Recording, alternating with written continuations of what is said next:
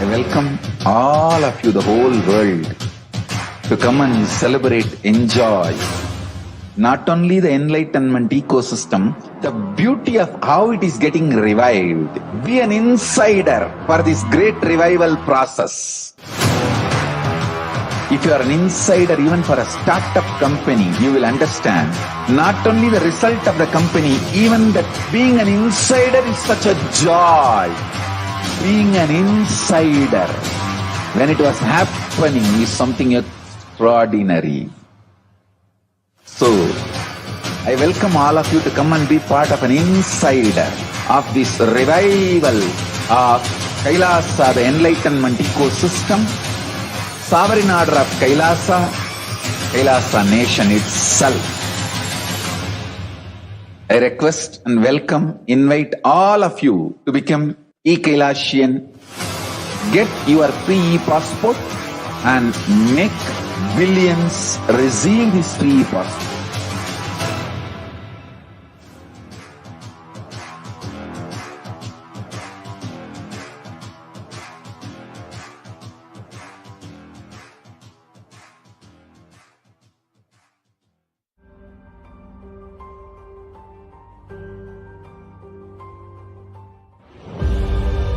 What I mean by the word e-Kailasa, listen intensely.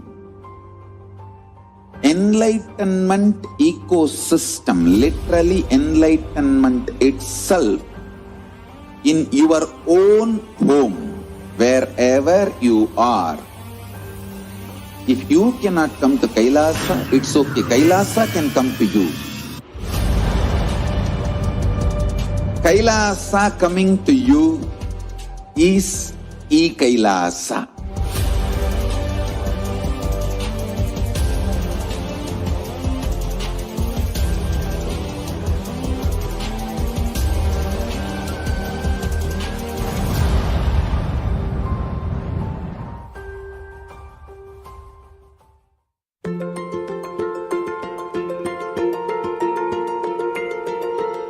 Kailasa is the totality of the knowledge I received from my gurus and practice manifested in my life, perfected by teaching millions of people from all cultures, time zones, backgrounds, genders, nationality, race, from every creed.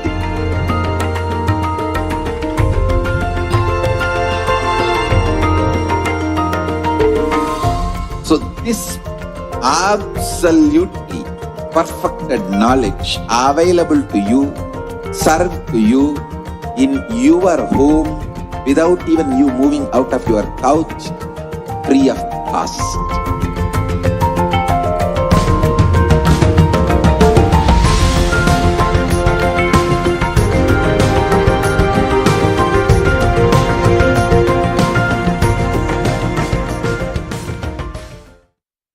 Modern science says that all that exists, whether manifest or unmanifest, is a probability. Infinite probabilities create a quantum field of infinite potential.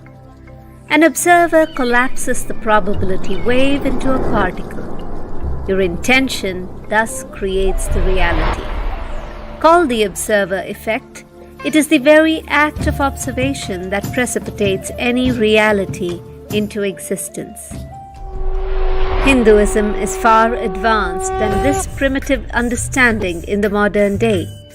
Hindus know this field of infinite potential as Paramashiva. Paramashiva permeates everything, manifest and unmanifest. He is intelligent, compassionate, and a myriad other auspicious qualities. Our scriptures provide detailed descriptions of how to invoke His presence on the earthly plane, the visualizations that manifest Him, the mantras, sounds that invoke Him, how He looks, His various dimensions, the actions that please Him and have His blessings rain on you, the times in the past when He has manifested for us and led us through a breakthrough.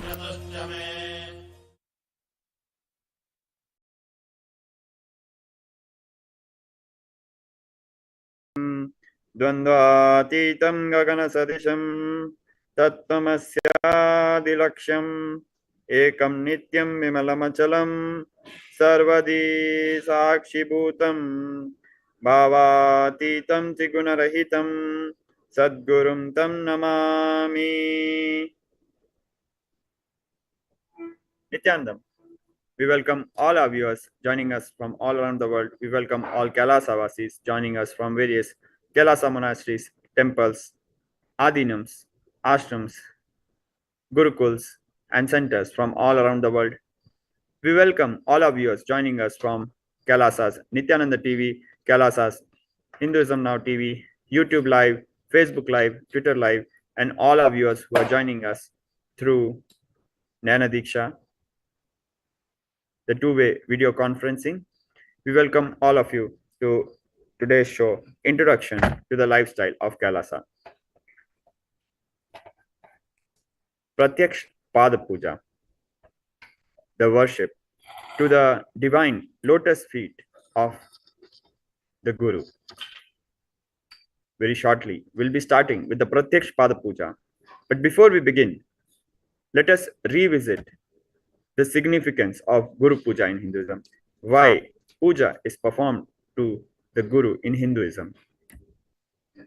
We'll go back and refer to the original scriptures to Guru Gita, which is the part of Skanda Mahapurana, where Bhagwan Paramashiva, the primordial Hindu divinity, is engaged in a dialogue with Devi Paramashiva Shakti, his consort, primordial, feminine Hindu divinity. The setting in which Guru Gita is revealed will be first looking at the setting, as it gives us deep insights into the sacred secrets of Guru Mahatmyam, the greatness, the glory of the Guru. We'll start with the 8th verse and we'll be looking at the translations. Pura Kailasa Shikhare Siddha Gandharve Sevite Tatra Kalpalata Pushpa Mandire Teyanta Sundare Vyagrajine Samasinam Shukadi Muni Vanditam Bodhayantam Param Tattvam Madhye Muni Gane Kvichit Prana Mravadana Shashwan Namaskurvanta Madarat Drishtva Visame Mapanna Parvati Pariprichati. Ages ago, on the sacred mountain peak of Kailasa, the abode of Lord Paramashiva, which is frequented by the Siddhas and Gandharvas, in that most beautiful temple created by Kalpavriksha, the wish-fulfilling tree adorned by its shrubs, flowers, fruits, seated on a tiger skin, surrounded and worshipped by Sukha and other sages. On one occasion, while Bhagwan Paramashiva was expounding to the rishis, was expounding to the sages the Param Tattva, the supreme truth, Devi Paramashiva Shakti Parvati, with her face, with her face full of devotion, seeing Lord Paramashiva bowing to someone with great reverence again and again, and being very much surprised at this, asked the Lord thus.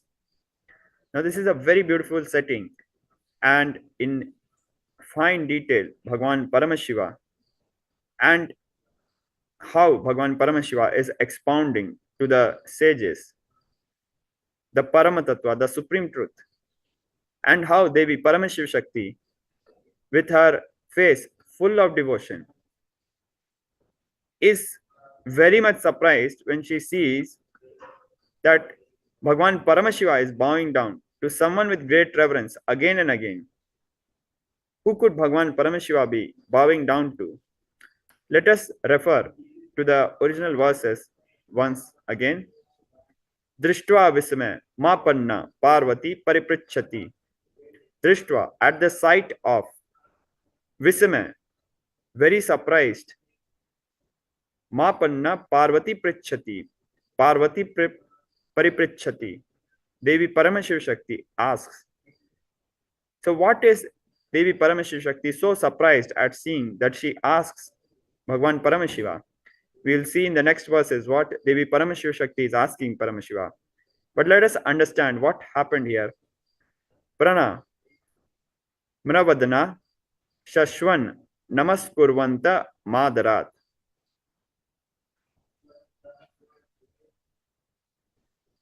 Namas Kurvanta, doing Namaskar. This verse is revealing Bhagwan Paramashiva is offering Namaskar again and again to somebody. Now, at the sight of this, Devi Paramashiva Shakti, Devi Parvati, is in Vismaya, completely surprised. Now, let us listen to what Devi Paramashiva Shakti asks Bhagwan Paramashiva. Starting from verse 11. Parvati Vacha Om Namo Deva Devasha Paratpara Jagadguru Tvam Namaskurvate Bhaktaya Sura Sura Nara Sada. She, Parvati, Devi Paramashiva Shakti, is saying, Om, prostrations unto you, O Deva Devasa, Lord of the Lords, O Paratpara, one beyond the highest, O Jagadguru, Master of the universe, gods, Sura, Sura Nara, gods, demons, and men, always worship you with devotion. Vidhi, Vishnu, Mahendra, Dhyar, Khula Sada Bhavan, Namaskaroshi Kasme Tvam, Namaskar Shaya Kila. Brahma, Vishnu, Indra, and others certainly worship and prostrate to you always.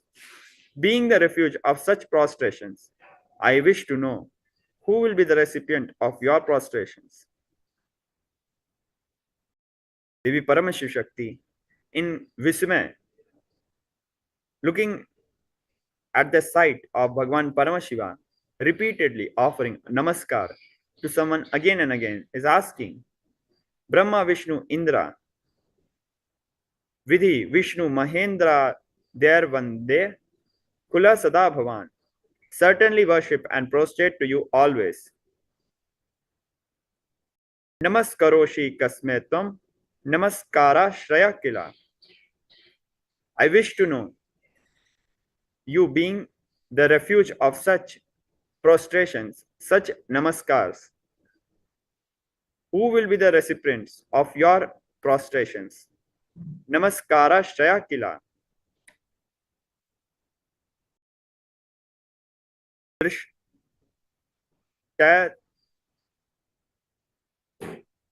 Drishtva karma.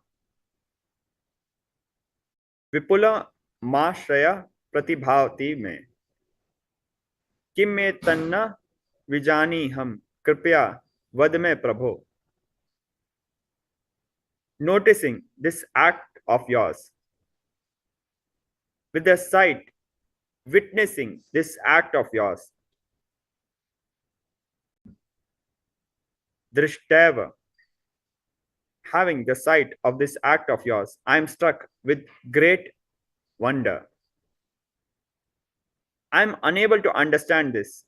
Kindly tell me, O Prabhu. Now the words which Devi Paramashiv Shakti is uttering reveals the kind of vismaya, the kind of surprise Devi Paramashiv Shakti is going through. Kimme tanna vijani ham kripaya vad me prabho. Kripaya, kindly. With this, we understand Devi Paramashiv Shakti, with her face full of devotion, as it was revealed in the 11th, as it was revealed in the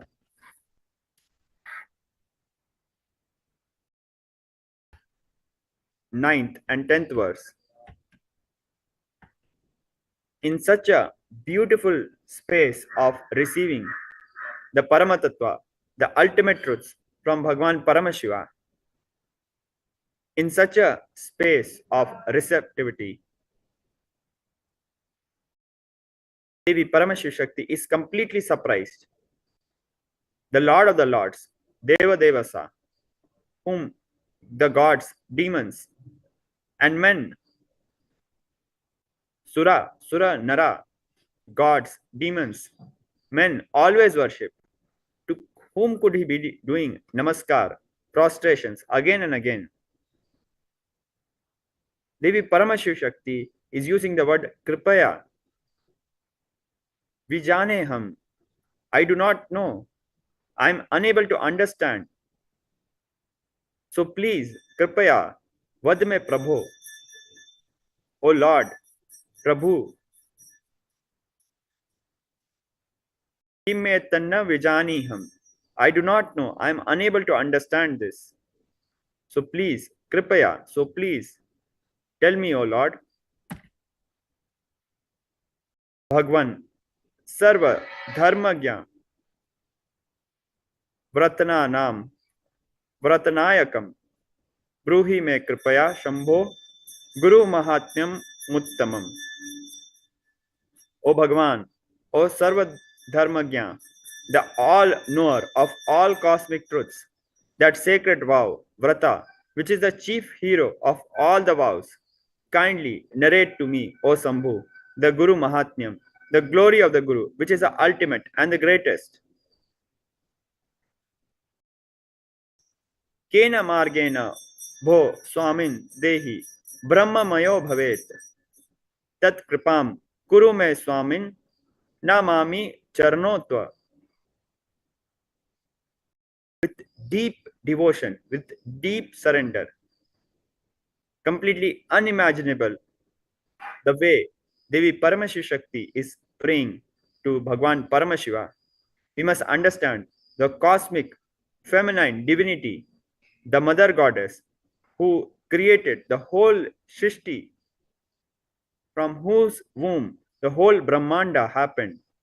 Devi Paramashiva Shakti is praying to Bhagwan Paramashiva, O Swami, my dear Lord, by consciously walking on and living, which path can an embodied being become Brahmamaya, complete, united into Brahman, the absolute reality?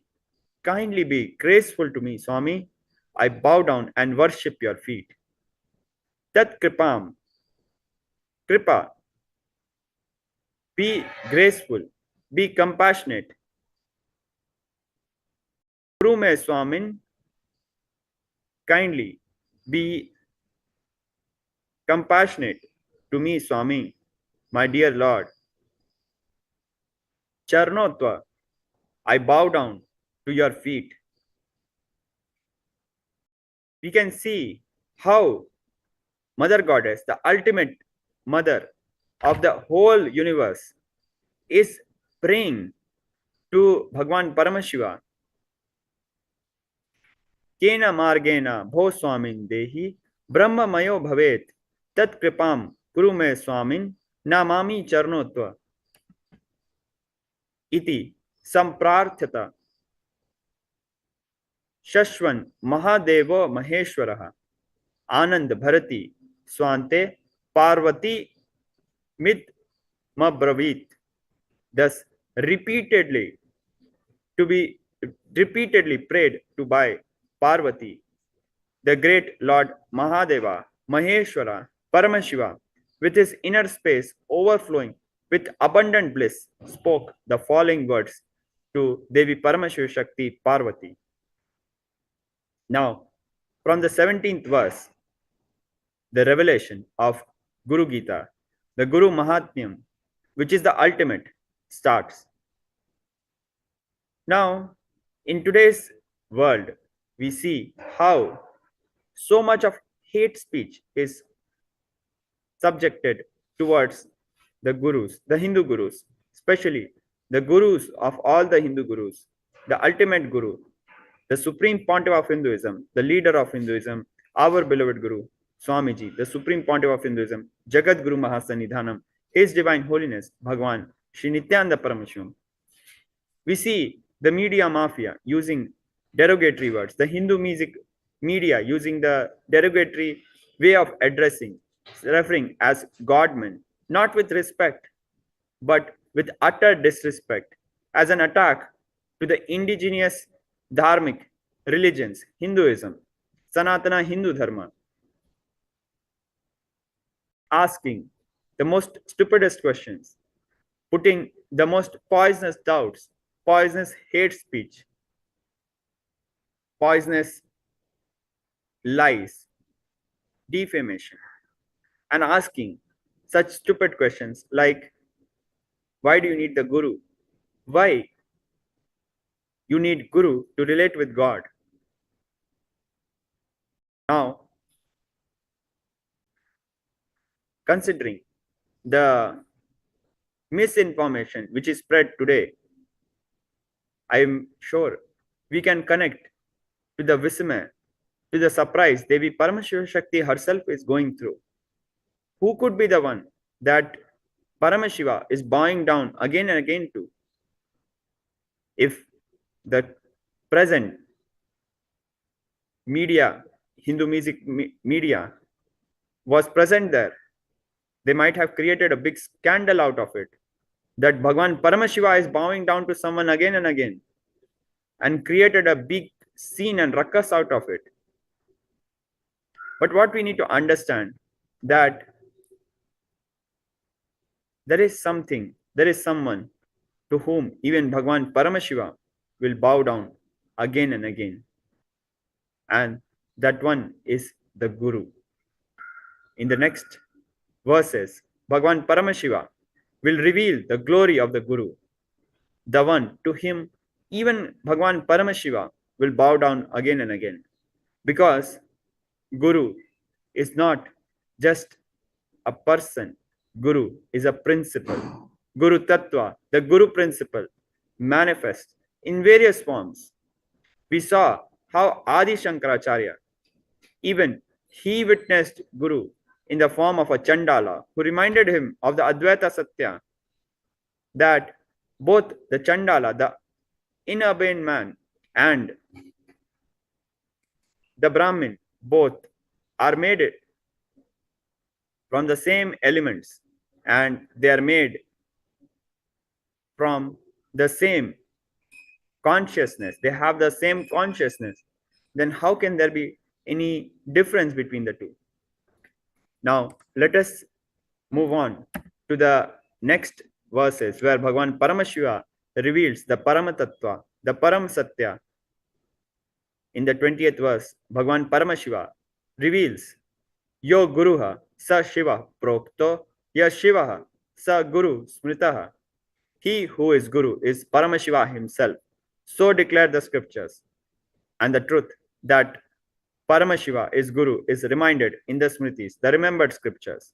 Further, Bhagwan Paramashiva in the 21st verse declares, Durlabham Trishu Lokeshu Takshunashva Vadayam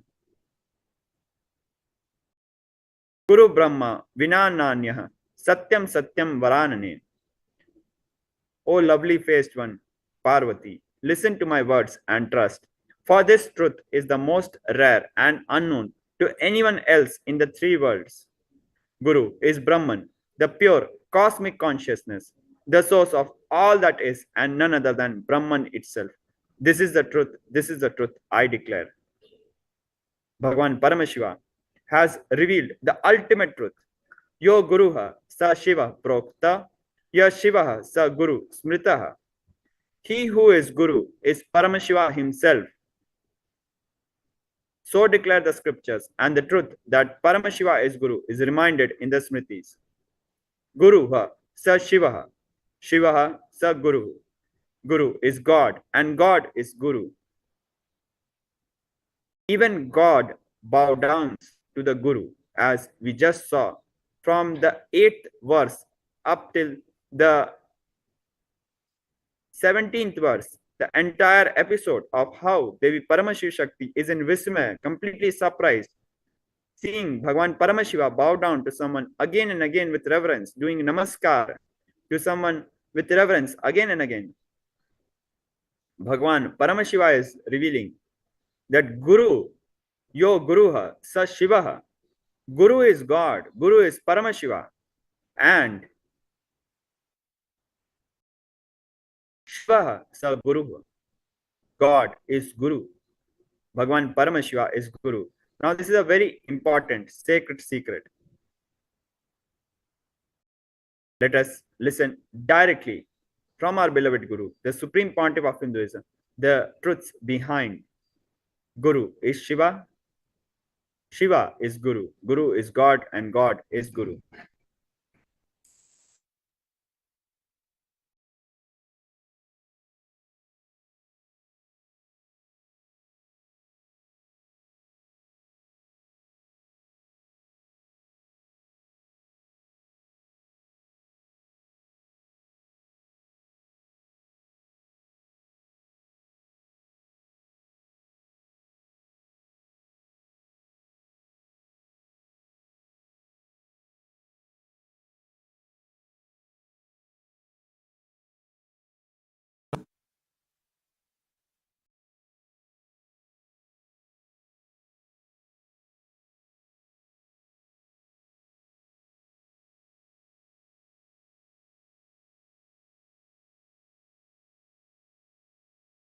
I'll start with one incident happened between me and Arunagiri Yogeshwara. Once, Arunagiri Yogeshwara, my guru, gave me an instruction. And then he asked, will you do it? I was shocked. Please understand. I used to use all my resistance, fighting, using all the bad words, everything with other gurus.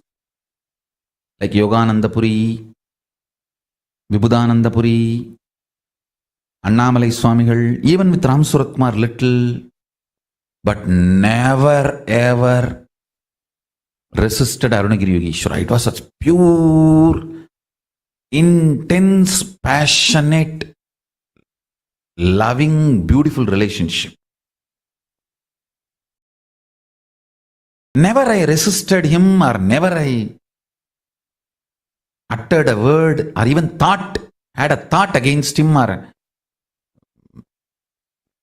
against his words. So I was shocked. I felt, what did I do? You do it. I immediately folded my hands and said, you are God. You are Shiva. How can I not do what you say? He laughed and said, no. If I am God, you are also God. In the powerful cognition of Guru is God, that same cognition applies. You are also God. In that God, you don't need to listen to the God. You are one in oneness. Only if you know who is going to make you experience God, you need to listen to me. Understand? I was shocked the way he made me understand. He said, if I am God, you are also God. That's ultimate reality. That's a powerful cognition. From that powerful cognition, you don't need to listen to me. We both are in one and the same, in oneness. If you have the powerful cognition, I am the Guru who is going to make you experience God, you need to listen to me. He said that is the powerful cognition you need to have. With that powerful cognition, Guru is God, you may not need to listen because you are also God. The most powerful cognition is God is Guru, not Guru is God. Understand? God is Guru to make you realize you are God. Only then you need to listen to Him. Only then you will achieve enlightenment.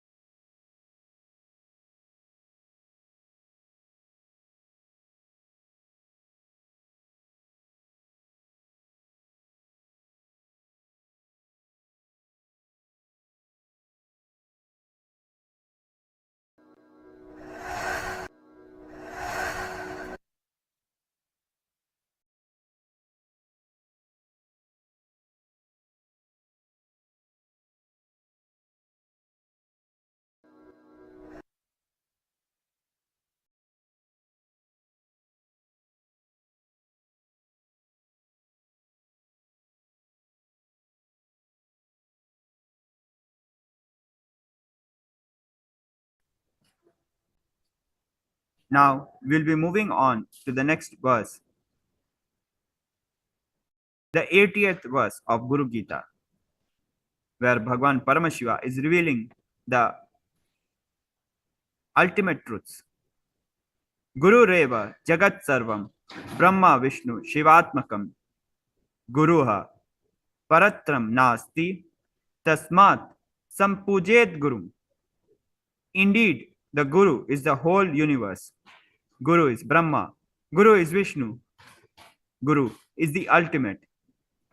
Guruha Parantaram Nasti Tasmat Sampujet Guru. There is nothing higher than the Guru. Therefore, worship the Guru. So, just as how Bhagwan Paramashiva has guided us, we'll be moving on to our next segment, worshipping the Guru, Pratyaksh Pada Puja, worshipping the divine lotus feet of the Guru, offering our best of the day at the lotus feet of our beloved Guru, Swamiji, the Supreme Pontiff of Hinduism, Jagat Guru Mahasanidhanam, His Divine Holiness. So now we'll be moving to our next segment. We'll be right back. Please stay with us. We'll be moving on to our next segment, Pratyaksh Pada Puja.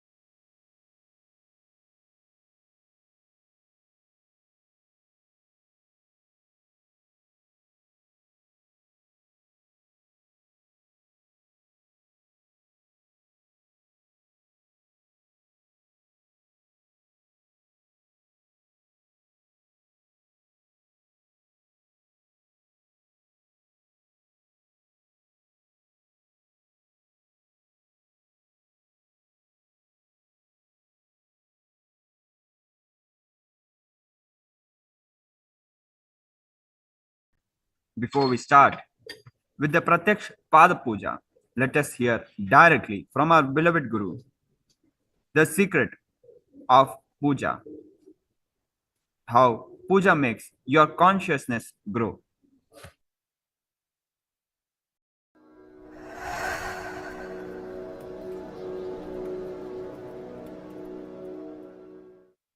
I was shocked when I was reading some of the research reports science reveals about DNA. The agriculture lifestyle, eating rice and drinking milk, has given us such huge breakthrough for the human DNA. Brain started growing bigger and multiple benefits have started happening. That was one of the main reasons why human beings have become supremate beings. Why our species have conquered the planet. I tell you. If you start doing puja every day,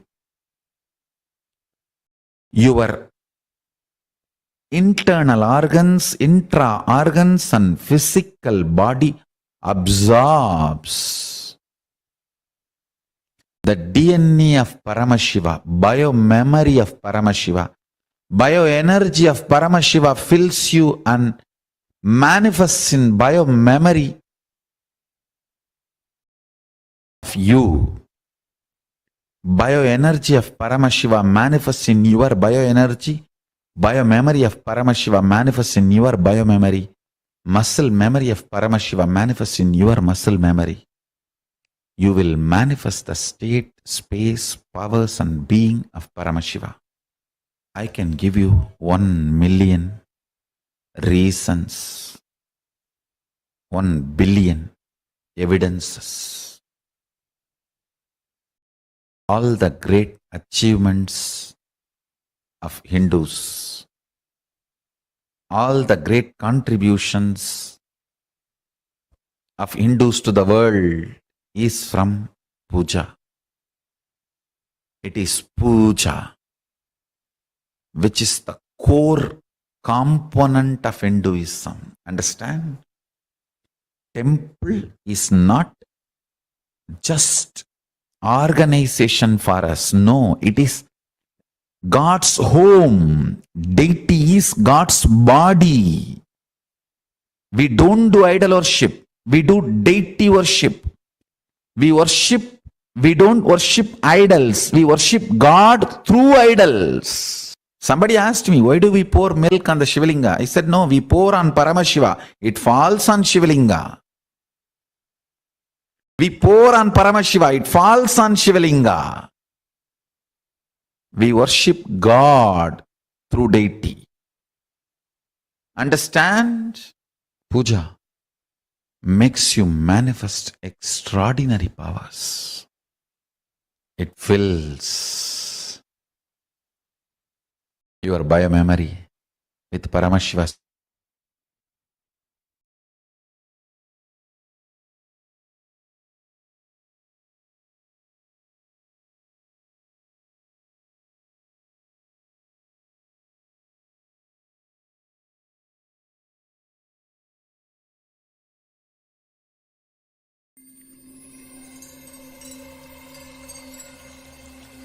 I welcome you all with my love and respect. Let you all open all your 3 eyes. Om Nityananda Paramashivoham.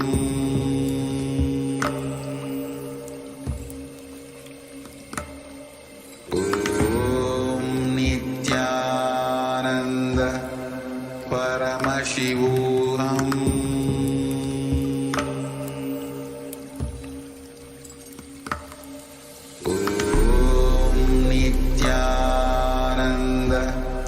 Paramashivoham.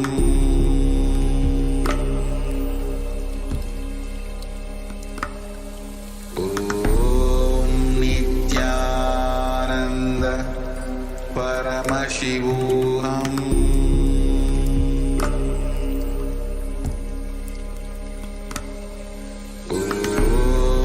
Nityananda Paramashivoham.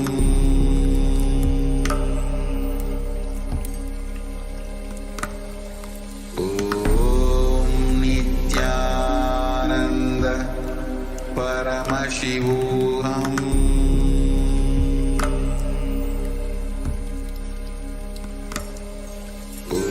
Om Nityananda परमशिवोऽहम्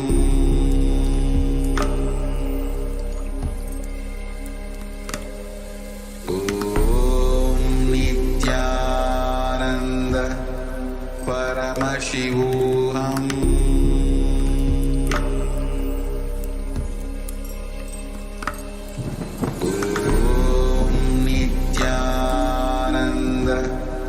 परमशिवोऽहम्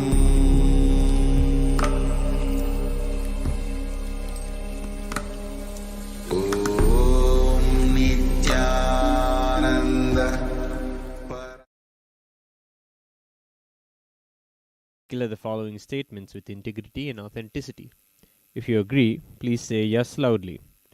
I authentically cognize, which is internally process, understand, and declare the truth. Cosmic energy exists. Yes. I authentically cognize, which is internally process, understand, and declare the truth that the Supreme Pontiff of Hinduism, Bhagavan Sri Nityananda Paramashivam, is the Chinmaya Vigraha, the embodiment and representation of that very cosmic energy.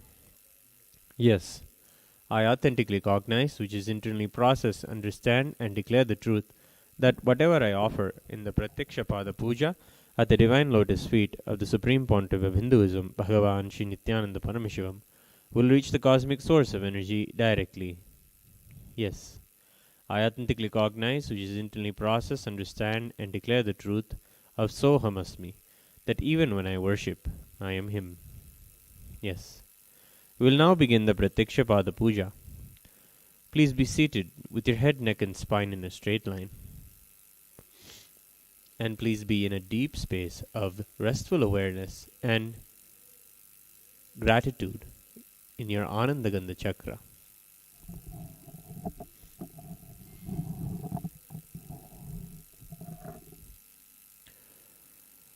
Nityanandam Paramasukadam Kevalam Jnanamurtim Dvandvatitam Gagana Sadrusham Tattvamasyaadhilaksham Ekam Nityam Vimalamachalam Sarvadi Sakshibhutam Bhavatitam Trigunarahitam Sadgurum Tam Namami Nityanandeshwara Paramashiva Samarambham Nityanandeshwari Paramashiva Shakti Madhyamam Nityananda Paryantam Vande Guru Paramparam Lalate Tripundri Nitila Kasturi Tilakaha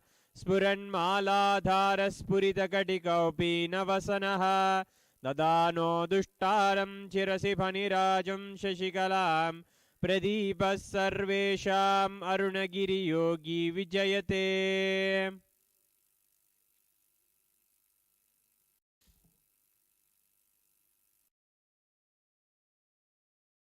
Achamya Omatmatattvam Shodhayami Svadha Vidyadattvam Shodhayami Svadha Shivadattvam Shodhayami Svadha Mahamridayaya Namaha.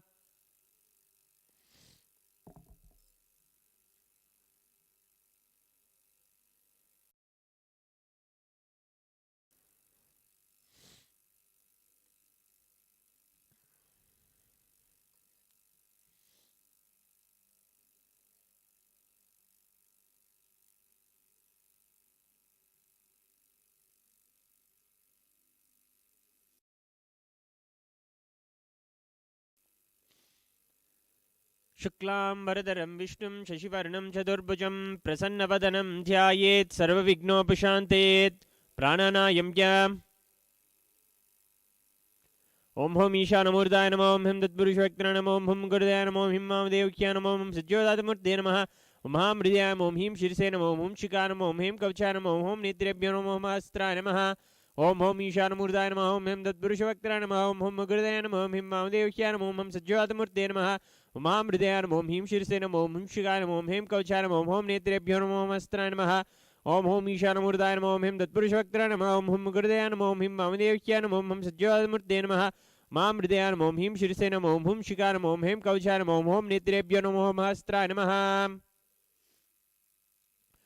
ममोपात्त समस्त दुरितक्षय द्वारा भगवत श्री नित्यानंद परमशिव प्रीत्यर्थम श्री नित्यानंदेश्वरी परमशिव शक्ति समेत श्री नित्यानंदेश्वर परमशिव प्रीत्यर्थम च शुभे शोभने मुहूर्ते आद्य ब्राह्मणः द्वितीय परार्धे श्री श्वेतवराह कल्पे वैवस्वतमन्वन्तरे अष्टाविंशतितमे नित्ययुगे प्रथमे पादे जम्बूद्वीपे भारतवर्षे भरतखण्डे मेरोः दक्षिणे पार्श्वे शकाब्दे अस्मिन् वर्तमाने व्यवहारिके प्रभवादीनां षष्ट्याः संवत्सराणां मध्ये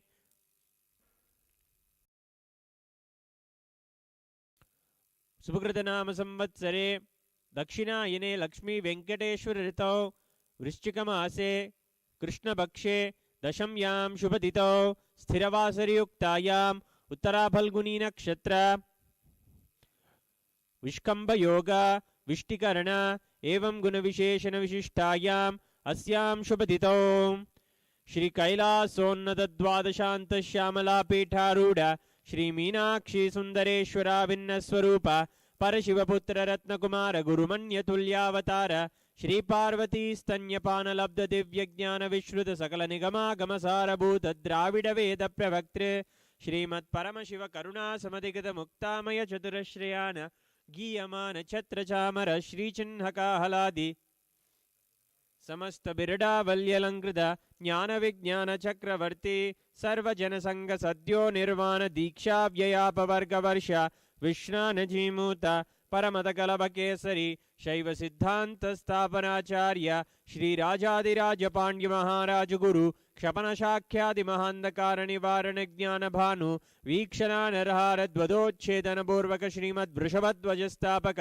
शैव समय कर्तृ सर्वज्ञ पीठारूढ़ श्री जगद्गुरु श्री ज्ञान संबंध देशिक स्वामी वागीश सुंदर माणिक्य वाचक स्वामिनाम अवतार भूत श्री ज्ञान संबंध स्वामी पुनरुद्धृत श्यामला पीठ सर्वज्ञ पीठ तृणवत्युत्तर द्विशतम गुरु महासन्निधान अरुणगिरि योगीश्वर परंपरागत अरुणाचल सर्वज्ञ पीठ गुरु महासन्निधान कैलास परंपरागत कांची कैलास सर्वज्ञ पीठ त्रयस्त्रिंशदुत्तर द्विशतम गुरु महासन्निधान नित्योत्सव नित्य मंगल नित्य कल्याण नित्य रचित कैलास परंपरागत आदि कैलास नित्यानंद पीठ महासंस्थान महासिंहासन पीठ कर्तृ साक्षात् श्री परमशिव समुद्भूत कैलास परंपरागत वैवस्वतमनु इक्ष्वाकु हरिश्चंद्र भगीरथ श्रीरामचंद्र शूरसेन इत्याद्यनवच्छिन्न सार्वभौम चक्रवर्ती परंपरागत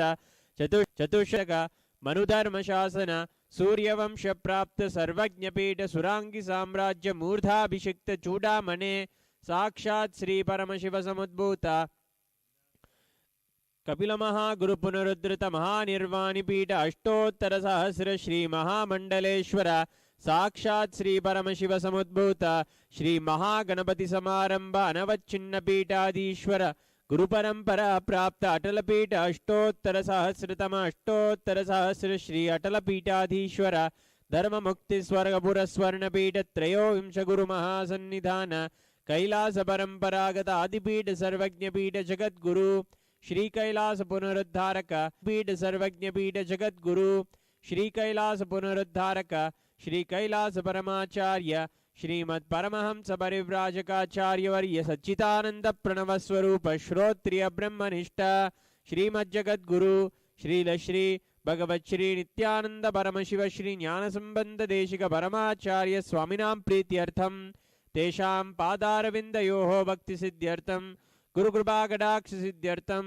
क्षेमस्थैर्य वीर्य विजयायुरारोग्य ऐश्वर्यानाम् अभिवृद्ध्यर्थम धर्मार्थ काममोक्ष चतुर्विध फलपुरुषार्थ सिद्ध्यर्थम समस्त दुरितोपशान्त्यर्थम समस्त मंगलावाप्यर्थम भगवत् श्री नित्यानंद परमशिव प्रसादेन सकुटुम्बस्य ज्ञानवैराग्य जीवन मुक्ति प्राप्त्यर्थम श्री नित्यानंदेश्वरी परमशिव शक्ति समेत श्री नित्यानंदेश्वर परमशिव अवतारभूत श्री सर्वदेव देवी स्वरूप भगवत् श्री नित्यानंद परमशिव प्रत्यक्ष पाद पूजां करिष्ये। Om Apaupasprisya.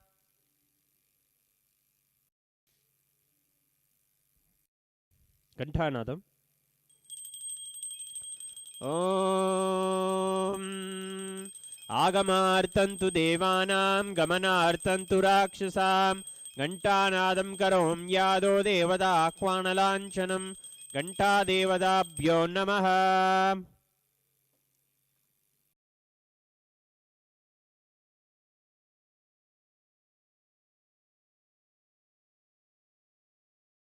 Manasa Puja. Om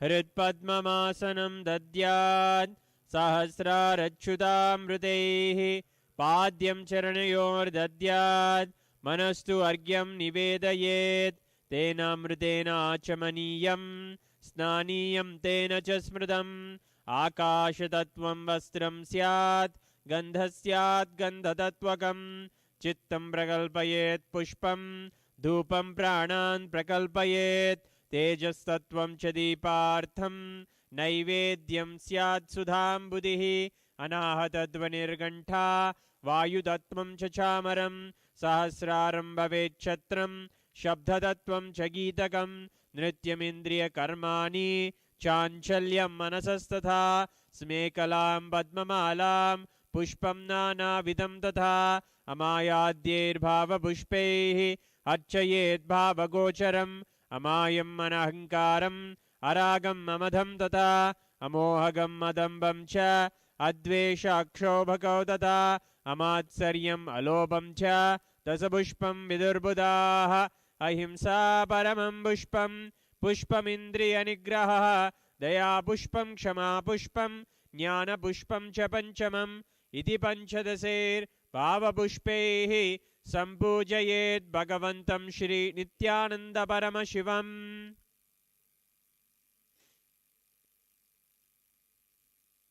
उपचार पूजा.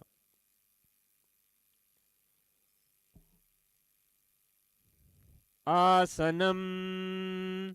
ॐ सर्वभूतान्तरस्थाय सर्वभूतान्तरात्मने कल्पयाम्युपवेशार्थम् आसनं ते नमो नमः. ॐ ह्रीं इदं सुवर्णासनं सर्वदेवदेवी स्वरूपाय भगवते श्रीनित्यानन्दपरमशिवाय नमः.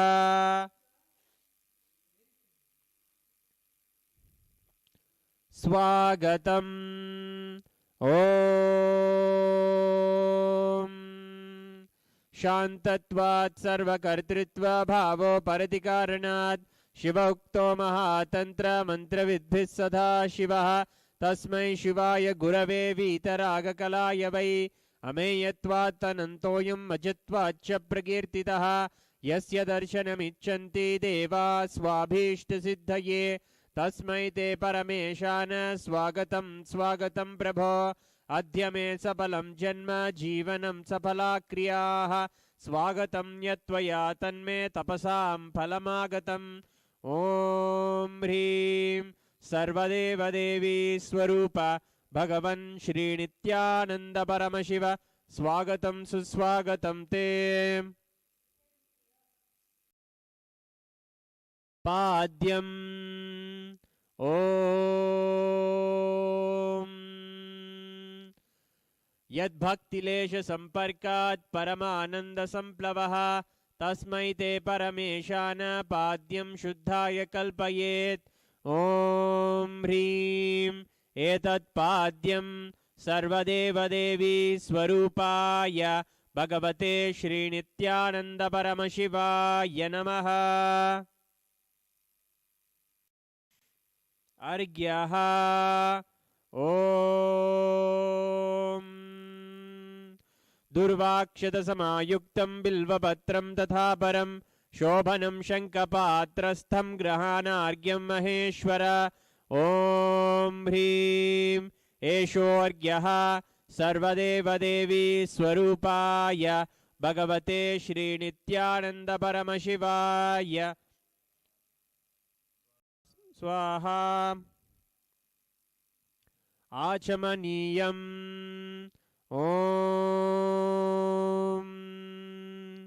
मन्दाकिन्यास्तु यद्वारि सर्वपापहरं शुभं ग्रहाणाचमनीयं त्वं मया भक्त्या निवेदितम् ॐ ह्रीं इदम् आचमनीयोदकं सर्वदेवदेवी स्वरूपाय भगवते श्रीनित्यानन्द परमशिवाय स्वधा मधुपर्कः ॐ सर्वकल्मषनाशाय परिपूर्णसुधात्मकं मधुपर्कमिमं देव कल्पयामि प्रसीद मे ॐ ह्रीं एष मधुपर्कः सर्वदेवदेवी स्वरूपाय भगवते श्रीनित्यानन्द परमशिवाय स्वधा गन्धतैलम् ॐ स्नेहं ग्रहाण स्नेहेन लोकानां हितकारक सर्वलोकेषु शुद्धस्त्वं ददामि स्नेहमुत्तमम् ॐ ह्रीं इदं गन्धतैलं सर्वदेवदेवी स्वरूपाय भगवते श्रीनित्यानन्द परमशिवाय निवेदयामि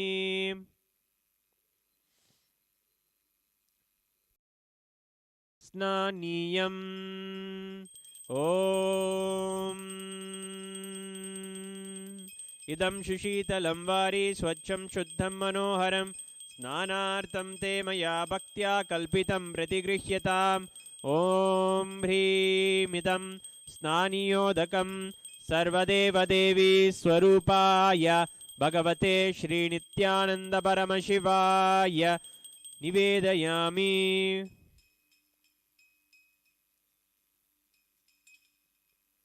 वस्त्रम् ॐ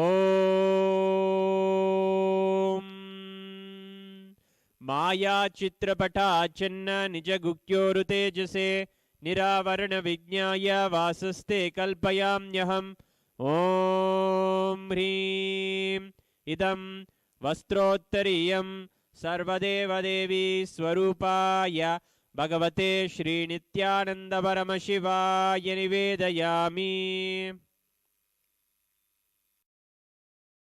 आभरणम् ॐ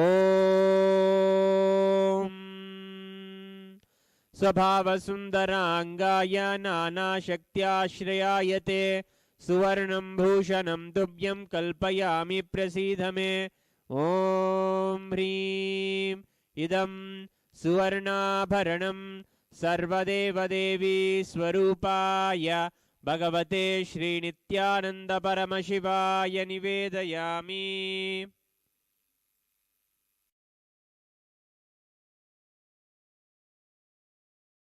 गन्धः ॐ शरीरं तेन जानामि चेष्टां नैव च मया निवेदितान् गन्धान् प्रतिगृह्य विलिप्यताम् ॐ ह्रीं एषद्गन्धः सर्वदेवदेवी स्वरूपाय भगवते श्रीनित्यानन्द परमशिवाय नमः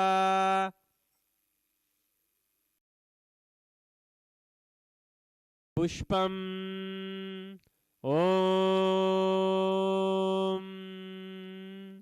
तुरीयवनसम्पन्नं नानागुणमनोहरम् आनन्दसौरभं पुष्पं गृह्यताम् इदमुत्तमम् ॐ ह्रीं एतानि सचन्दनपुष्पाणि सर्वदेवदेवी स्वरूपाय भगवते श्रीनित्यानन्द परमशिवाय वौषट् बिल्वपत्रम् ॐ अमृतोद्भवं श्रीवृक्षं शङ्करस्य सदा प्रियं बिल्वपत्रं प्रयच्छामि पवित्रं ते सुरेश्वर ॐ ह्रीं एतानि सचन्दनबिल्वपत्राणि सर्वदेवदेवी स्वरूपाय भगवते श्रीनित्यानन्द परमशिवाय वौषट्।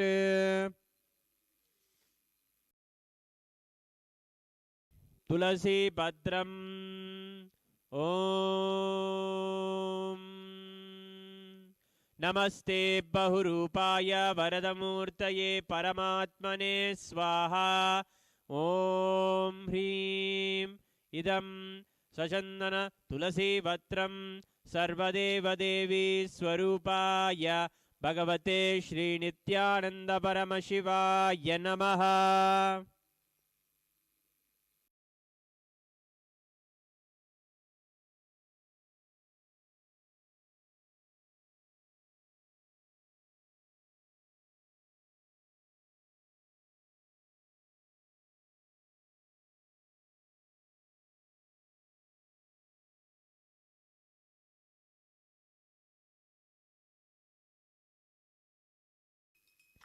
धूपः ॐ सुप्रकाशो वनस्पतिरसो दिव्यो गन्धाद्य सुमनोहरः आग्रेयः सर्वदेवानां धूपोऽयं प्रतिगृह्यताम्। ॐ ह्रीं एष धूपः सर्वदेवदेवी स्वरूपाय भगवते श्रीनित्यानन्द परमशिवाय नमः।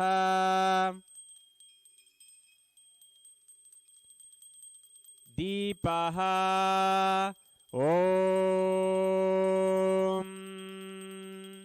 सुप्रकाशो महादीपः सर्वतस्तिमिरापः सबाह्याभ्यन्तरज्योतिर्दीपोऽयं प्रतिगृह्यताम्।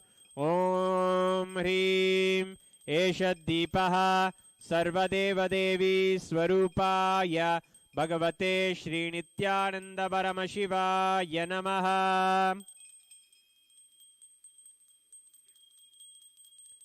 नैवेद्यम् ॐ नैवेद्यं विविधं देव शर्करादिविनिर्मितं मया निवेदितं भक्त्या गृहाण परमेश्वर। ॐ ह्रीं इदं सोपकर्णनैवेद्यं सर्वदेवदेवी स्वरूपाय भगवते श्रीनित्यानन्द परमशिवाय निवेदयामि।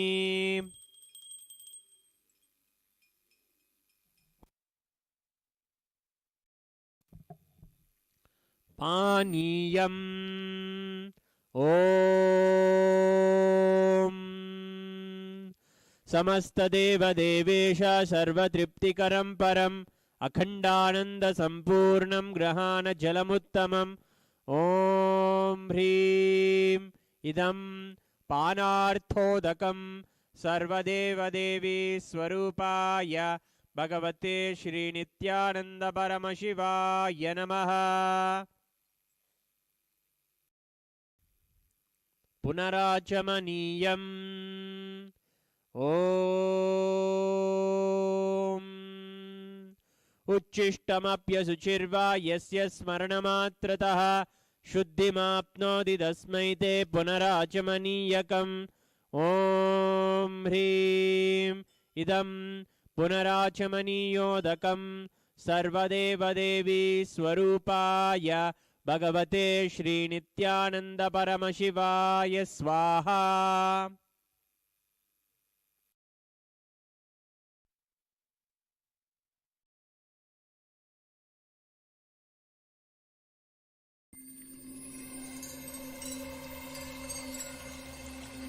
I welcome you all with my love and respect. Let you all open all your three eyes. Om Nityananda Paramashivoham.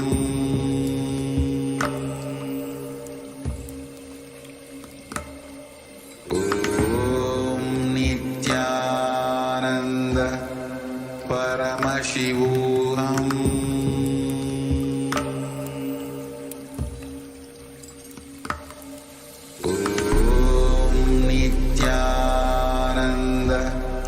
Paramashivoham.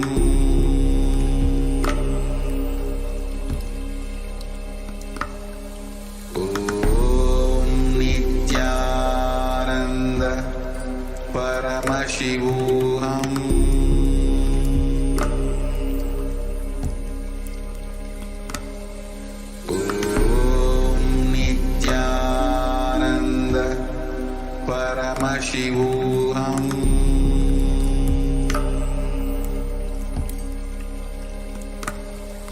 ॐ नित्यानन्द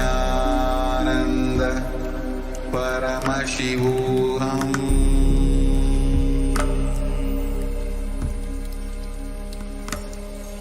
ॐ नित्यानन्द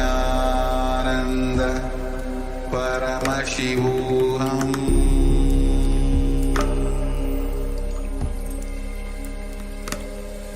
ॐ नित्यानन्द परमशिवोऽहम्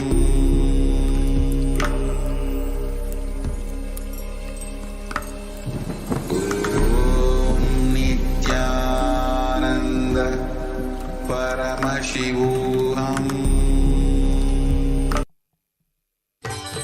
आरात्रिकम् ॐ ह्रीं एषा दीपमाला सर्वदेवदेवी स्वरूपाय भगवते श्रीनित्यानन्दपरमशिवाय नमः। ॐ राजाधिराजाय प्रसन्नसाहिने नमो वयं वै श्रवणाय कुर्महे समे कामान् कामकामाय मह्यं कामेश्वरो वै श्रवणो ददातु कुबेराय वैश्रवणाय महाराजाय नमः।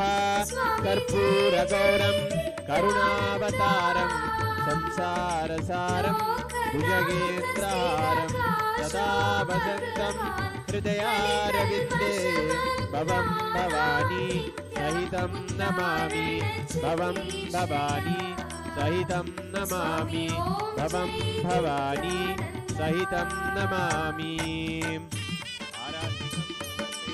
भगवत् श्री नित्यानंद परमशिव चरण कमलेभ्यो नमः।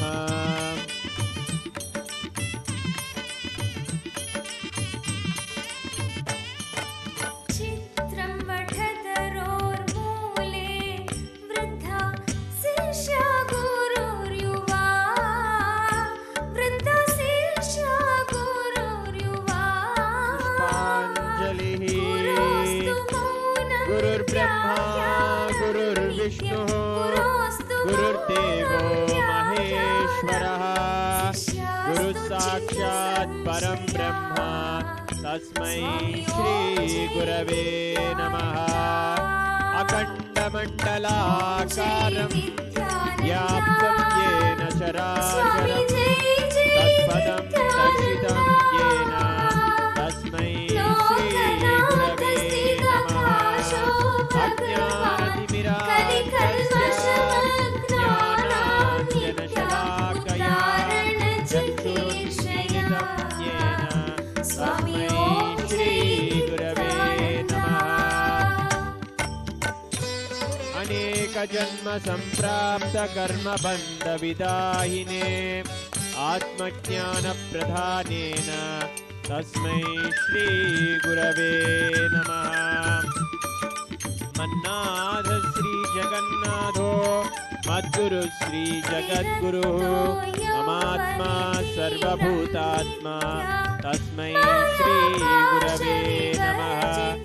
ईश्वरो गुरुरात्मेति मूर्तिभेदविभागिने व्योमपद्व्याप्तदेहाय दक्षिणामूर्तये नमः। नित्यानन्दं परमसुखदं केवलं ज्ञानमूर्तिं द्वन्द्वातीतं गगनसदृशं तत्त्वमस्यादिलक्ष्यम् एकं नित्यं विमलमचलं सर्वदी साक्षिभूतं भावातीतं त्रिगुणरहितं आञ्जलिं समर्पयामि भगवत्श्रीनित्यानन्दपरमशिवचरणकमलेभ्यो स्वामी ॐ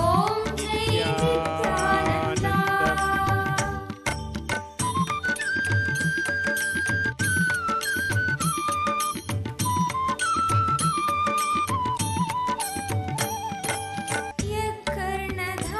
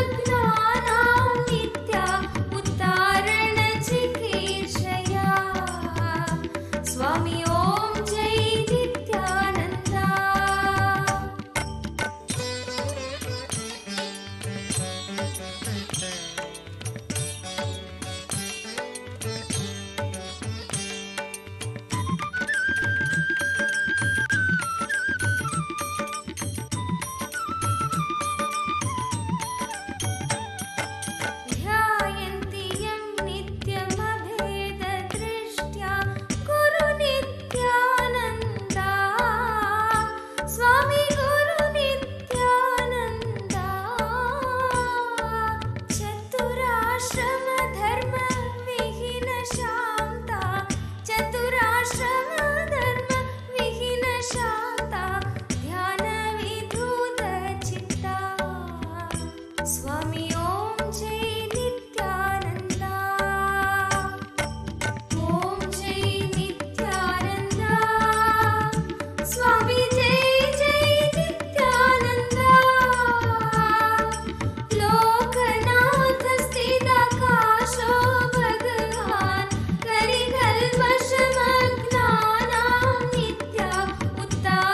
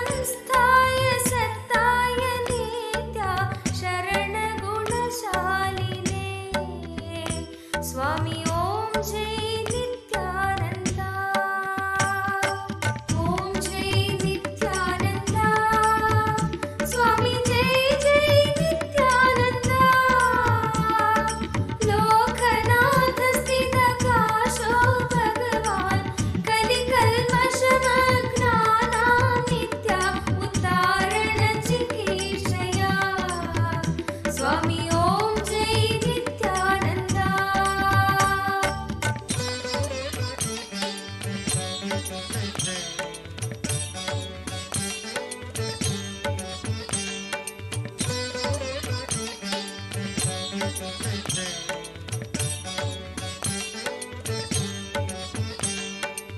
सर्वदेवी स्वरूपाय नित्या सर्वदेव स्वरूपिणे नित्य सर्वदेव स्वरूपिणे विरक्ति भक्ति नैर्मल्य नित्या विरक्ति भक्ति नैर्मल्य नित्या भूति मंगलकारिणे स्वामी ओम जय नित्यानंदा.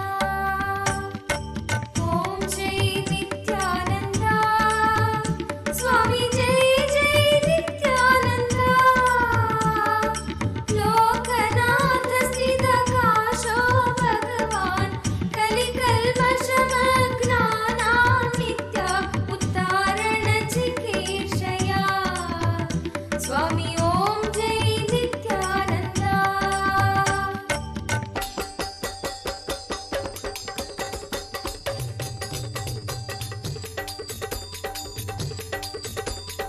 ओम जय नित्यानंदा.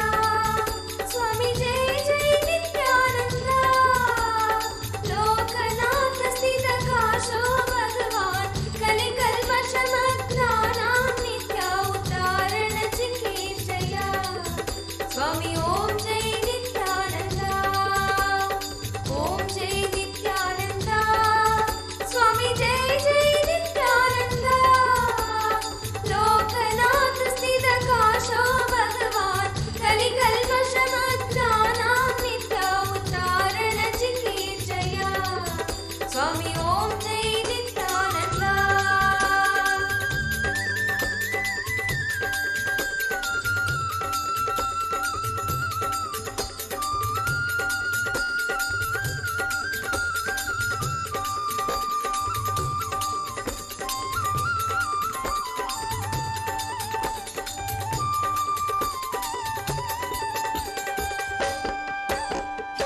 जय परमहंस श्री श्री नित्यानंद स्वामी की जय.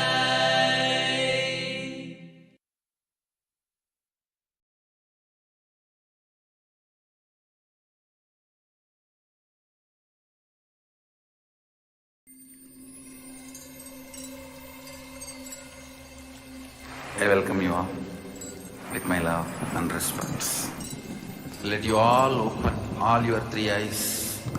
ॐ नित्यानन्द परमशिवोऽहम्.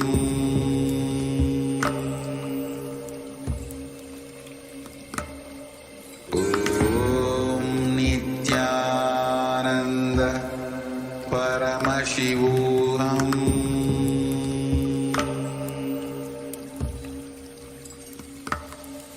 ॐ नित्यानन्द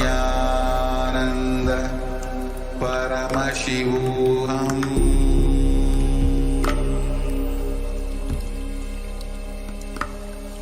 ॐ नित्यानन्द परमशिवोऽहम्.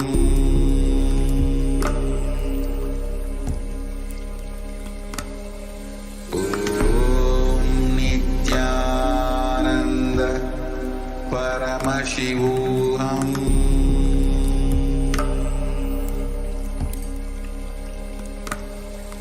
ॐ नित्यानन्द परमशिवोऽहम्.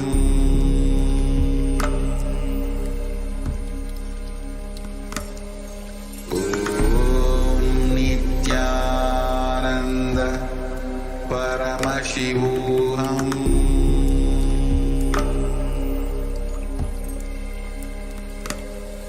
ॐ नित्यानन्द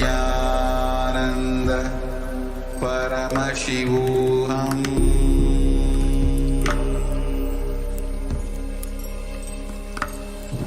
ॐ नित्यानन्द परमशिवोऽहम्.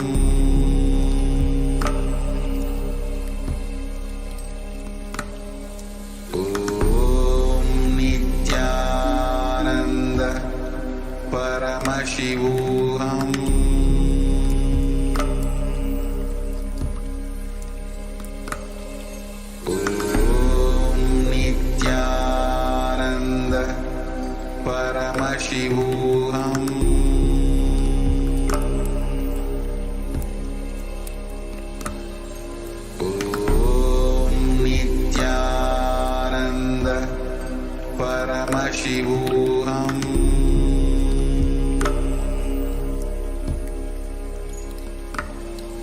ॐ नित्यानन्द परमशिवोऽहम्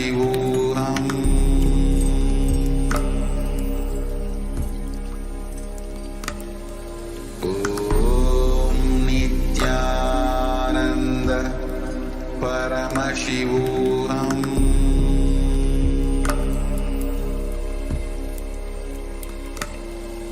ॐ नित्यानन्द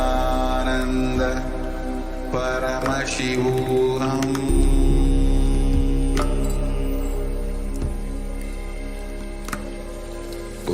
ॐ नित्यानन्द परमशिवोऽहम्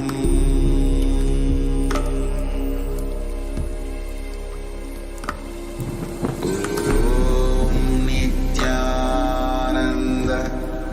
परमशिवोऽहम्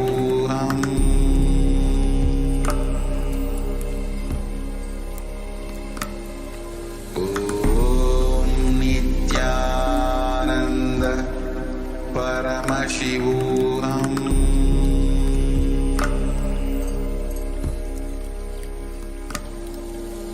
ॐ नित्यानन्द परमशिवोऽहम्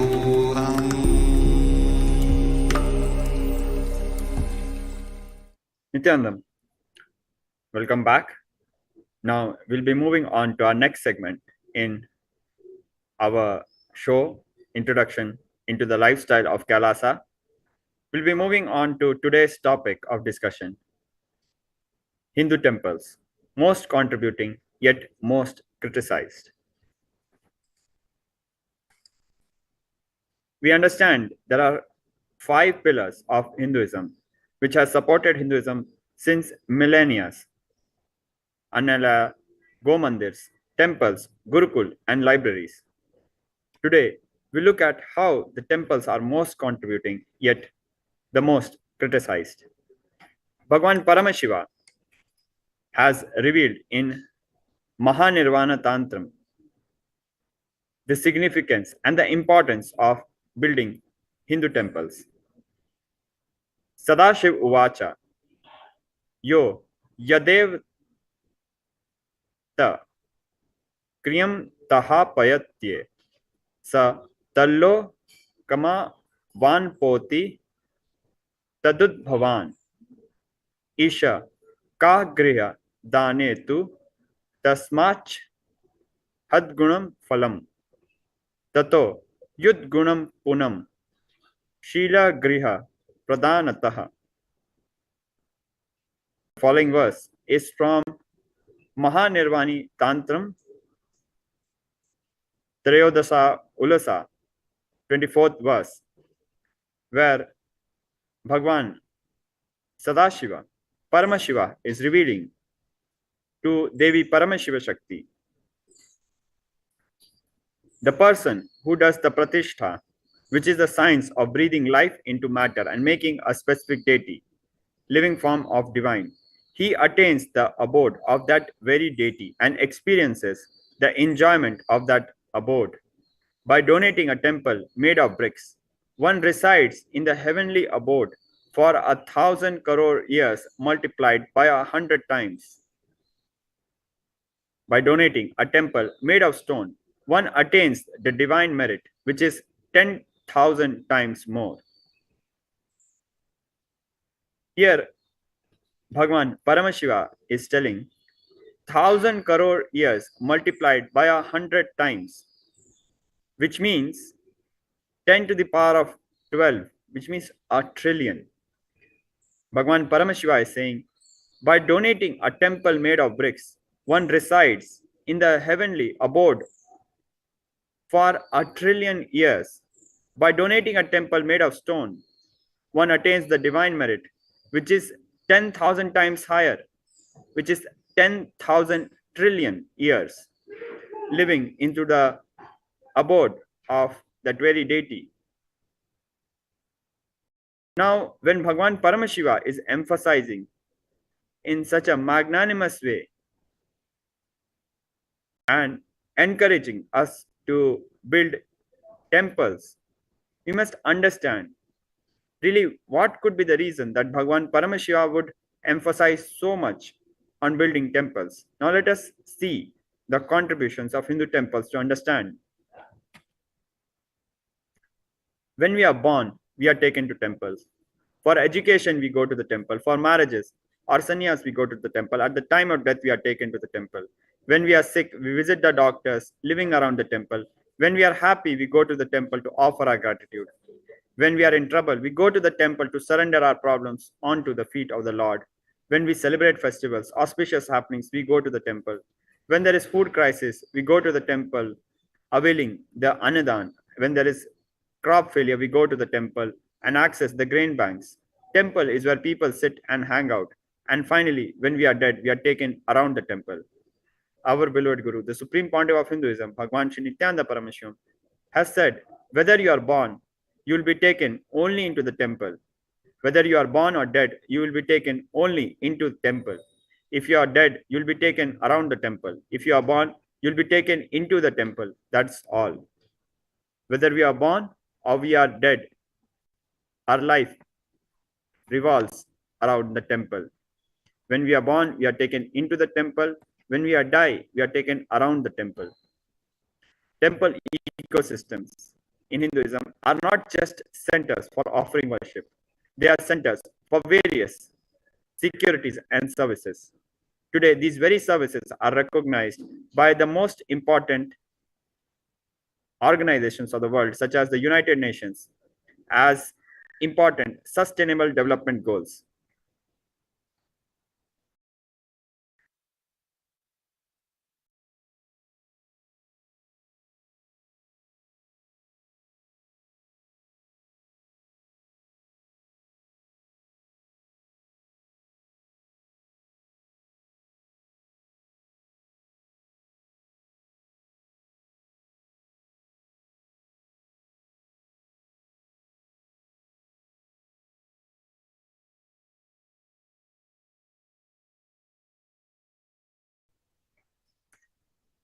Some of the most important sustainable development goals of the United Nations are SDG 1, no poverty, SDG 2, zero hunger, SDG 3, good health, SDG 4, education, SDG 6, clean water and sanitation.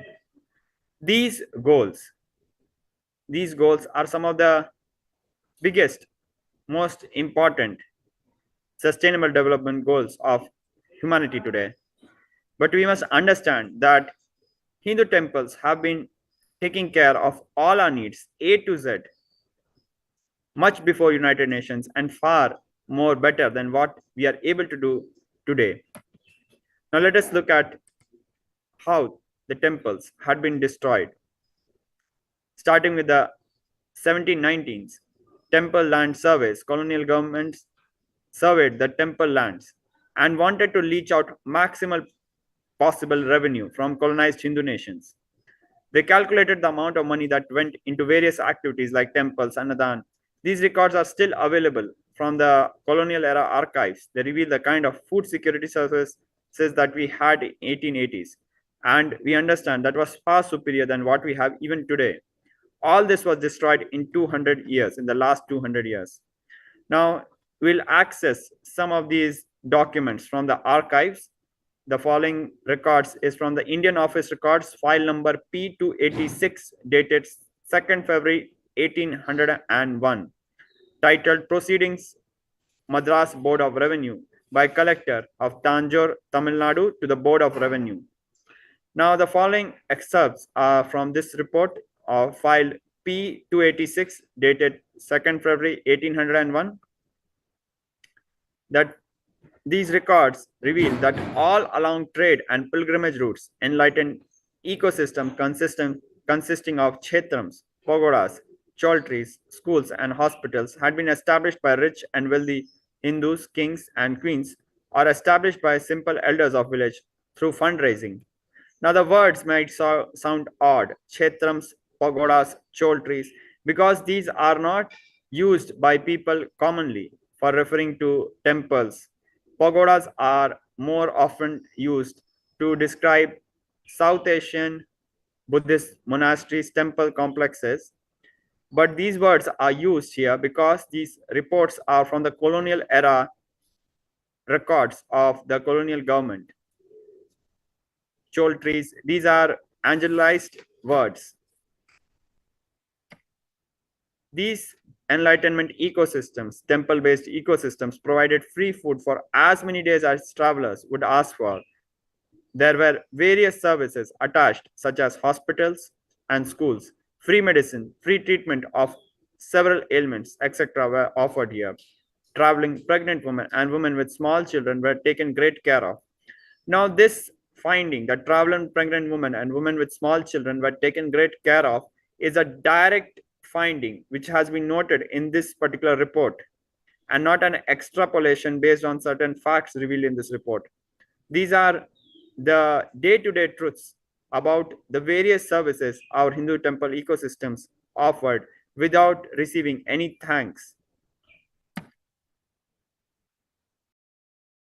Now, if we look at the sharp contrast with this simple fact that we might overlook, in India today, 44% of the children under the age of 5 are underweight, 72% of the infants and 52% of married women have anemia. Research has conclusively shown that malnutrition during pregnancy causes the child to have increased risk of future diseases, physical retardation, and reduced cognitive abilities. When we read the lines from this report from 1801, that traveling pregnant women and women with small children were taken great care of, milk was provided freely to children. We might overlook these small details, considering then that it is not something such a big contributions. But we must understand that we are talking about a vulnerable segment of the society. The temples served the most vulnerable and the most downtrodden people, and also at the same time, the richest people also. These vulnerable people, when they are denied these basic necessities, it has grave impacts, and the numbers are not small. We see in India, 44% children are under the age of 5 are underweight. 72% of infants and 52% of married women have anemia.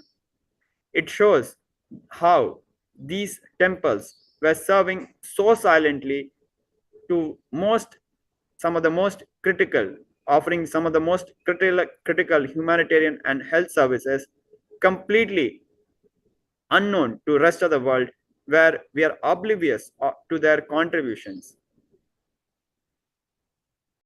From the World Bank estimates and study done by various national and international agencies, it has found that malnutrition, especially child malnutrition, is a major concern for India.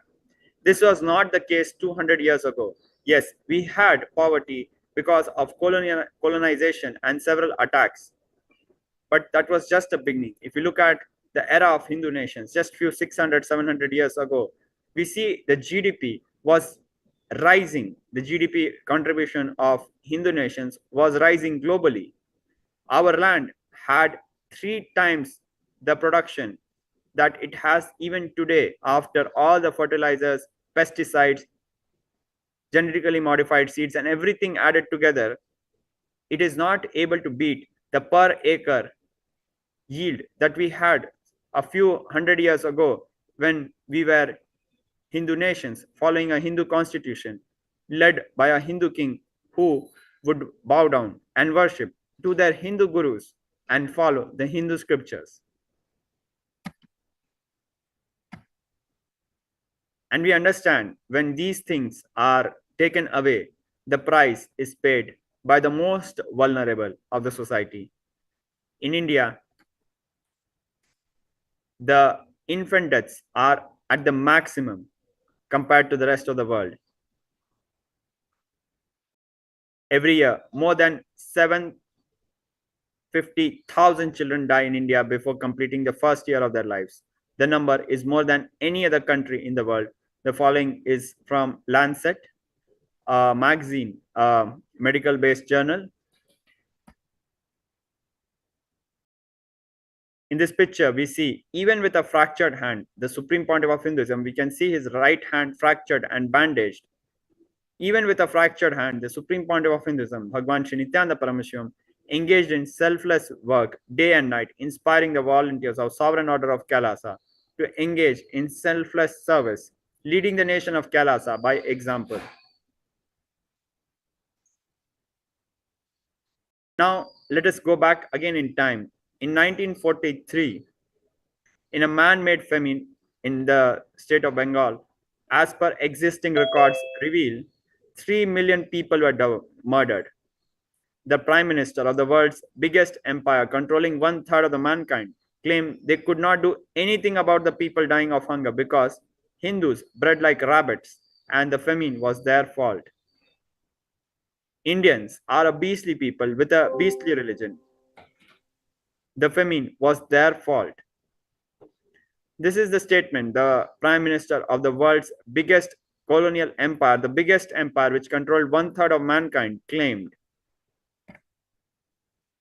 Now, let us contrast this with Kailasa's Annadan, which was offered during Ujjain Kumbh Mela.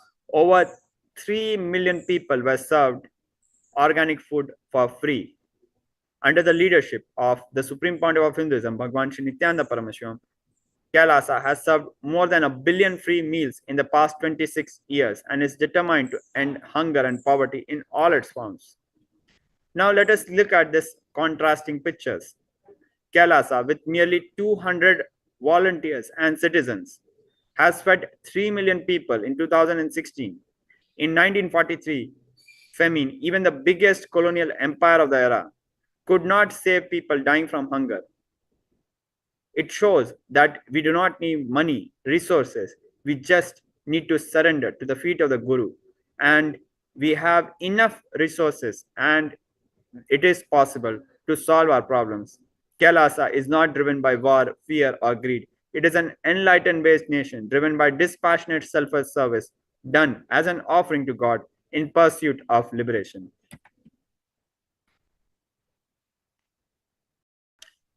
Now, we just saw how the social securities of the temple enlightenment ecosystems was destroyed, how massively they contributed and are still contributing to public food security. Yet the Hindu temples, the Hindu lifestyle is most criticized, most contributing, yet the most criticized.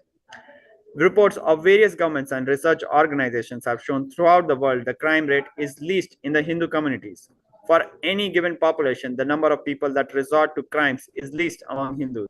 This pattern is global and has been statistically validated in various countries such as the US, UK, India, etc. Now, we'll be looking at some records.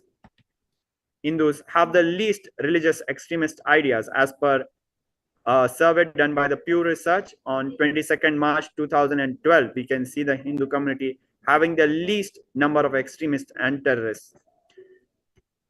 Now, looking at the crime rate, Hindu community has the least crime rate and the smallest prison population, especially considering even the fact in proportion to their own population. So in not just in absolute number, but also in proportion to population of the Hindu community has the least crime rate and the smallest prison population. Our crime rate is 1/10 compared to other communities, as you can see from the graph. This is the same reality, whether it be United States or whether it be the United Kingdom, where the Hindu community has 1/4 of the crime rate as seen in other communities of the United Kingdom, having the lowest crime rate in the United Kingdom. Even in India, as per Indian Government National Crimes Records Bureau data, Hindus have the least crime rate and were least likely to be under trials and convicts. 80% of the Indian population is Hindu, but only 12% of the prison population is Hindu, showing that the crime rate of Hindus in India is 1/10 to 100th of what it is seen in other communities. Hindus have the least likeliness to be substance abusers by, as per the UK government statistics. Hindus have the highest number of postgraduates, especially in United States, as revealed by various surveys. Hindus with the highest education rate amongst all communities in the United States. Hindu community has the best and the most number of doctors in the world. Merely 2% of the US population. Hindus contribute 7% of the doctors in the US and 9% of the doctors in the United Kingdom, showing that the Hindu civilization contributes 4 to 5 times the number of doctors as compared to other communities.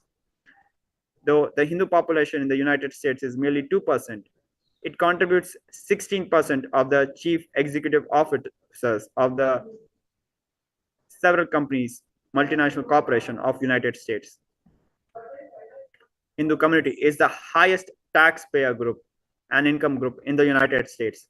The following data has become obsolete. This data is from Pew Research, where Hindu communities are shown second highest taxpayers and income group in the United States. They have superseded the Jewish community recently with the highest income group and tax paying group in the United States. Hindu community has the least divorce rate of all communities in the entire world. Hindus are the happiest people, and it has been proven statistically by research. A study by the Office of National Statistics, ONS, done in United Kingdom has found that people belonging to the Hindu community are the happiest people in the country. The ONS study analyzed the happiness and personal well-being of more than 300,000 people over 3 years between 2012 and 2015. The average happiness rating was around 7.38 out of 10, whereas the Hindu community scored 7.57 for happiness, well above the average and also the highest amongst all communities. Hinduism is the most peaceful and contributing civilization on the planet Earth. Indigenous Hindu nations have lived peacefully for more than 10,000 years without invading or colonizing any other nation. Hindus do not convert, Hindus do not terrorize, Hindus do not colonize. Hinduism only teaches to contribute selflessly without any hidden agenda. And it is no wonder that Hindus are amongst the happiest people on the planet. But what is surprising is, although the Hindus and the Hindu temples are the most contributing, they are the most criticized, most attacked, most abused people, religion, and living civilization on planet Earth. Studies have shown that a decrease in crime rate by 16% is observed when 1% of a community engages in Hindu meditative worship activities. Hindu temples are centers of such mass worship and meditation, where several generations of entire Hindu population practice these enlightenment sciences. And we have seen from various researches, such as one done by the Maharishi Institute of Medicine, by a research by Maharishi Institute, which shows that how the crime rate in Washington DC drastically fell down when a group of meditators performed meditation. The crime rate decreased so much, almost 16%, as if some 4 feet of snow had fallen on the streets. As one of the police officers revealed, that such a sharp drop in crime rate was possible only if there was 4 feet of snow on the streets. Just by 1% of the population practicing meditation, Hindu worship sciences, there has been a drastic decrease in the crime rate. Shows how peacefully, non-violently, lovingly the Hindu civilization has been contributing to world peace without receiving any credit and being criticized, called pagans, called heathens, called with worst possible hate speech, called superstitious, whereas all our worship sciences are contributing to world peace and inner peace. Let's take an example. On 6th February 2022, a 800-year-old Hindu temple was revived by a group of villagers in Sarve village near Puttur, Mangaluru district in the state of Karnataka in India. Now, this village had been tried to be renovated several times, but the community kept on failing for one or the other reason. And 800 years, the temple had not seen any maintenance which it required. Finally, in 2021, the villagers determined and started the renovation. Some donated their time. Almost 4,000 people donated their time and voluntary service in form of Shramadhan. Several people donated money and raised around 12 million Indian rupees in form of donation, 1.2 crore rupees. And a part of the villagers got so inspired by the energy of the Hindu community reviving the Hindu temple that a Muslim family of Abbas, Majulo Gade, got so inspired that they generously donated 3-acre land to the temple, offering the entire yield from that land to the temple for Annadan. We understand through this example how the revival of Hindu temples unites the entire Hindu community across segments, whether it be laborers who are offering Shramadhan, whether it be rich people who are offering their money, 12 million INR, or whether it be across religion and community boundaries, uniting even the Muslim community to offer Annadan. It shows how beautifully Hindu temples contribute to world peace, societal peace, inner peace. We know from this famous example from a treaty signed in 1252 BCE and another signed in 1380 BCE between the Hindu kingdom of Mitanni by the son of King Dashratha, the kingdom of Mitanni in present-day Turkey, signed a peace treaty with the Hittites, which was witnessed by Hindu deities such as Varuna, Mitra, and Indra. This peace treaty was archived in Hindu temples of that era and were found by archaeologists of the present day in those ruins of those ancient Hindu temples. This set a trend, and then Hittites also signed a treaty with the Egyptians, and this treaty was also witnessed by Hindu deities such as Varuna. We understand how the Hindu community, the Hindu people had developed a international viral trend of signing peace treaties witnessed by deities. Now, today we see the replica of this peace pact in cuneiform tablet found in Hattusas, Baghazokoi, hanging in the Security Council chambers of United Nations in New York as a demonstration to modern nations the power of peace through international treaties. Yet we fail to acknowledge the contribution of the Hindu lifestyle in making this international treaty happen. The fact that these treaties were witnessed by Hindu deities, Varuna, Mitra, Indra, how the Hindu temples kept this treaty alive for several thousands of generations, where there was no conflict, no fight for almost 1,000 years until there were invasions and religious persecution and conversion, forceful conversion in the regions of Mitanni and Hittites through the various modern religions.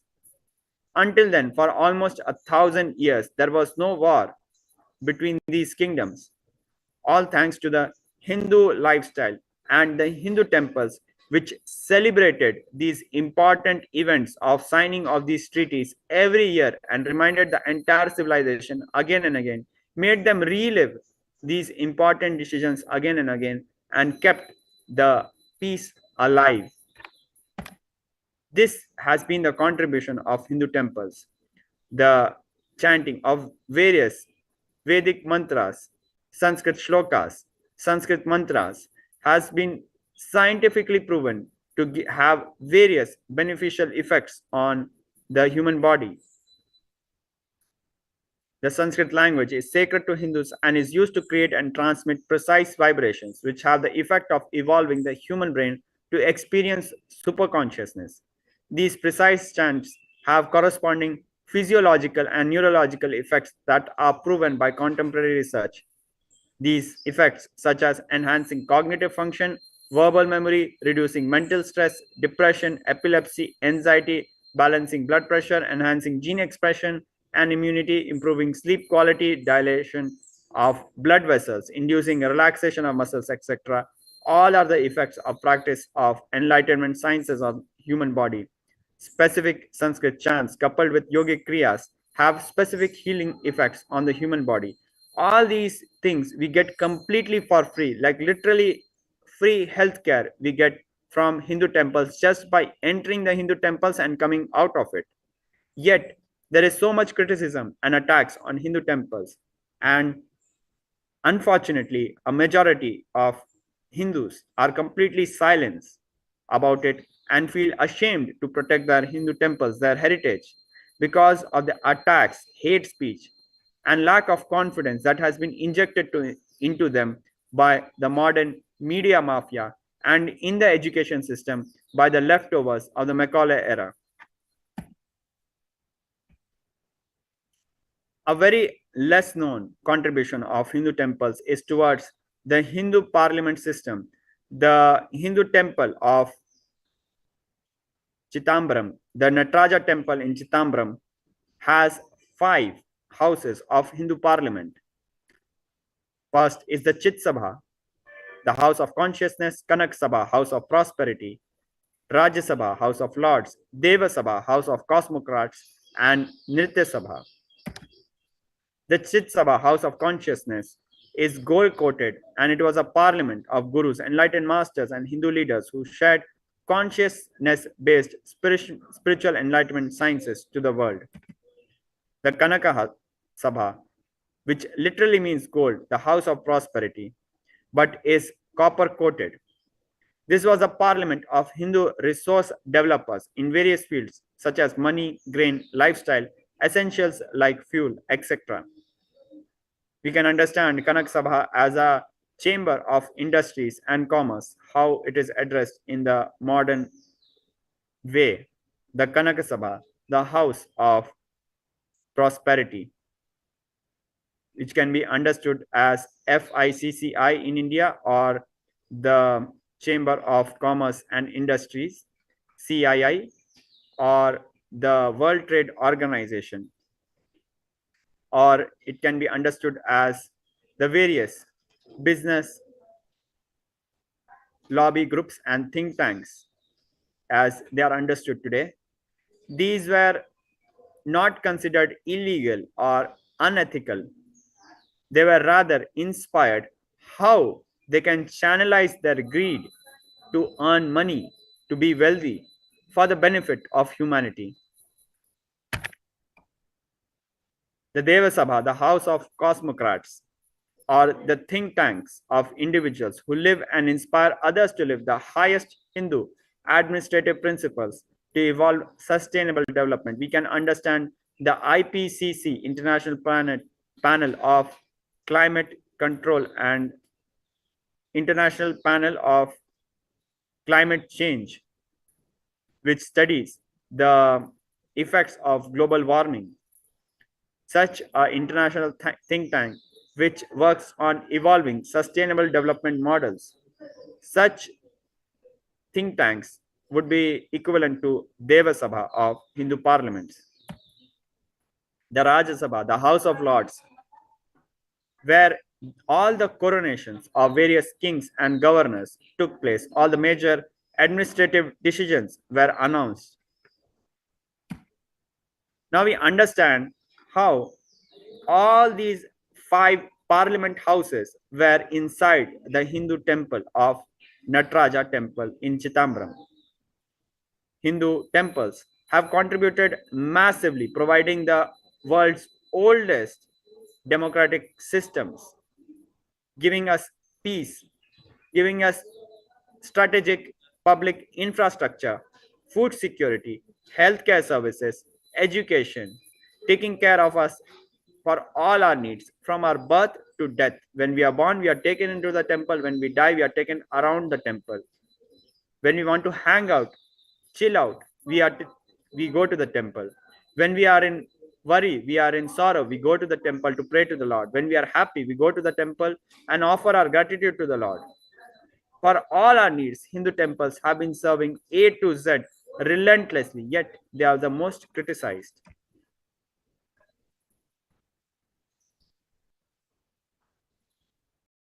Now let us look at some other examples of contribution of Hindu temples.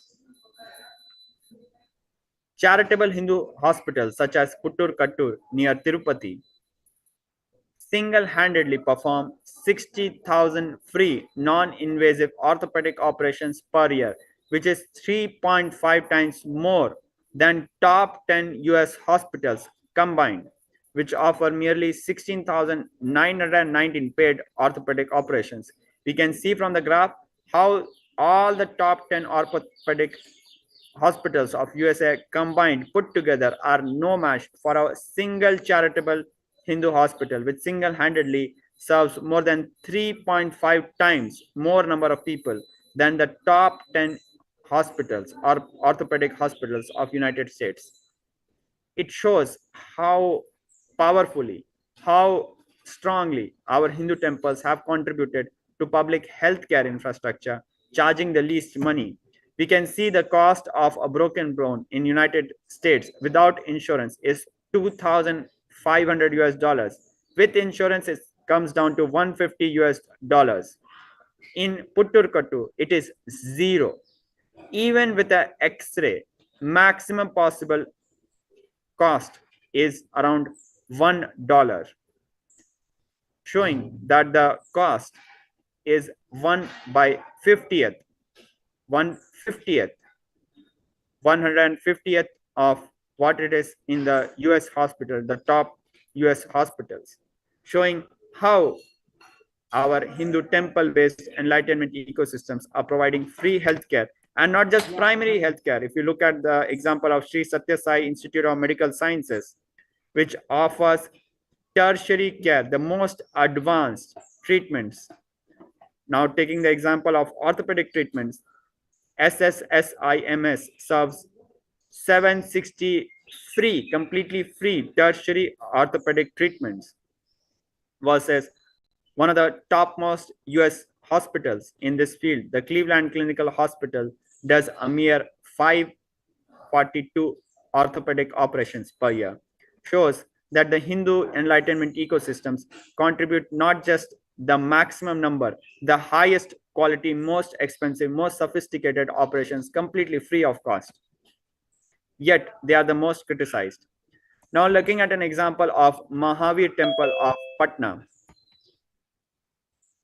Mahavir Temple of Patna and comparing it with the hospital, the top hospitals of California.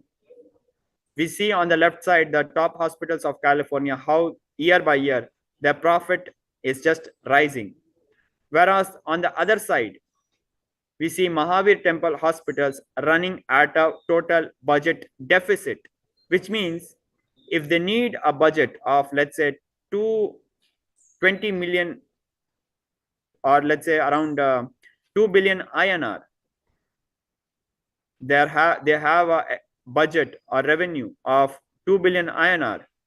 They'll be spending 2.2 billion INR. The 0.2 billion INR which they need to compensate, they will fundraise and close the deficit, which means they operate at a loss. Even though they are operating at a loss, we see the Hindu music deep state elements trying to tax such trusts. In an incident, the Commissioner Income Tax, CIT, cancelled Mahavir Temple's tax exemption and demanded the temple to pay tax. Now, there are things which you need to understand. First, there is no profit, there is deficit. Second, the deficit, the service which is offered is for healthcare, for saving lives of people completely free of cost. the donations given to the temple are used to save lives of the people. And here we have the commissioner income tax trying to tax the temple, which could directly lead to people dying. This order was subsequently stayed by the High Court of Bihar. In spite of this, the CTI, the Commissioner Income Tax, disobeyed the High Court and went ahead and cancelled the tax exemption of the temple. The High Court warned the Commissioner Income Tax, saying the Commissioner Income Tax of Patna is warned not to try to overreach the orders of this court in future. This is a precise order from the quote from the High Court order. We can see the link indianqanun.org/doc/11927008. In such way, Hindu music, anti-Hindu elements attack our Hindu temples, attack our public welfare infrastructure, and then go on criticizing, saying that Hindu temples are places of superstition.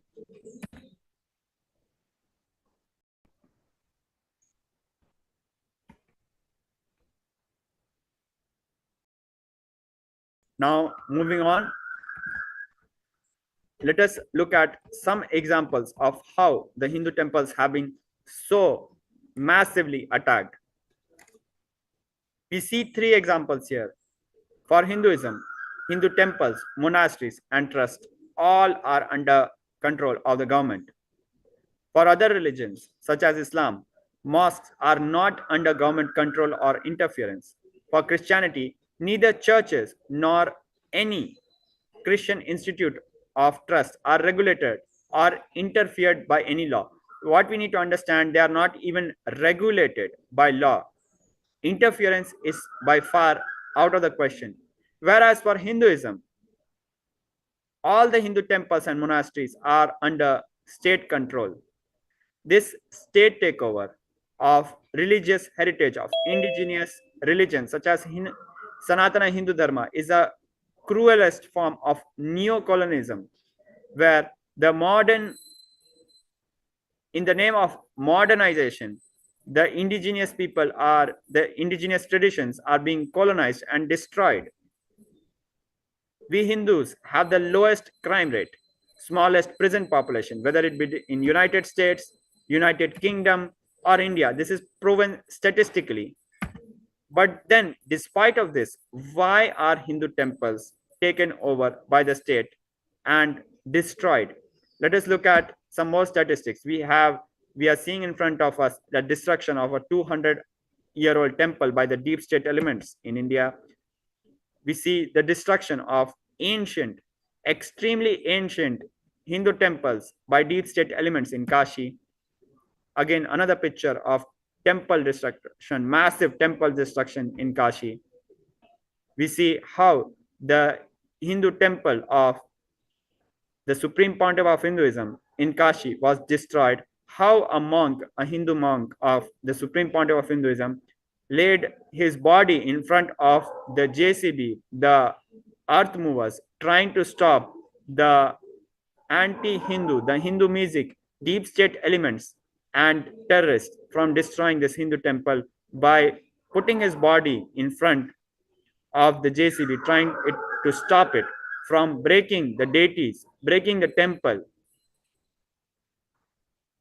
We see how planned bomb blasts were done in Madurai Meenakshi temple on 2nd February 2018, and the entire temple gallery was destroyed. We see the picture of temple fires in Sri Vadaraneshwar temple on 8th February 2018. Similar fire, man-made fire accident in Gangai Amman temple and Adhi Kumbhareshwara temple, and we see how temples are attacked throughout.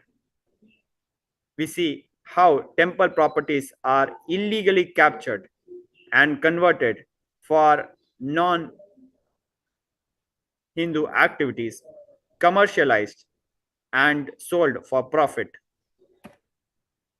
Now, the Supreme Court of India has observed all these crimes and have asked, the judge of the Supreme Court of India has asked the deep state elements, I do not know why government officers should run the temple.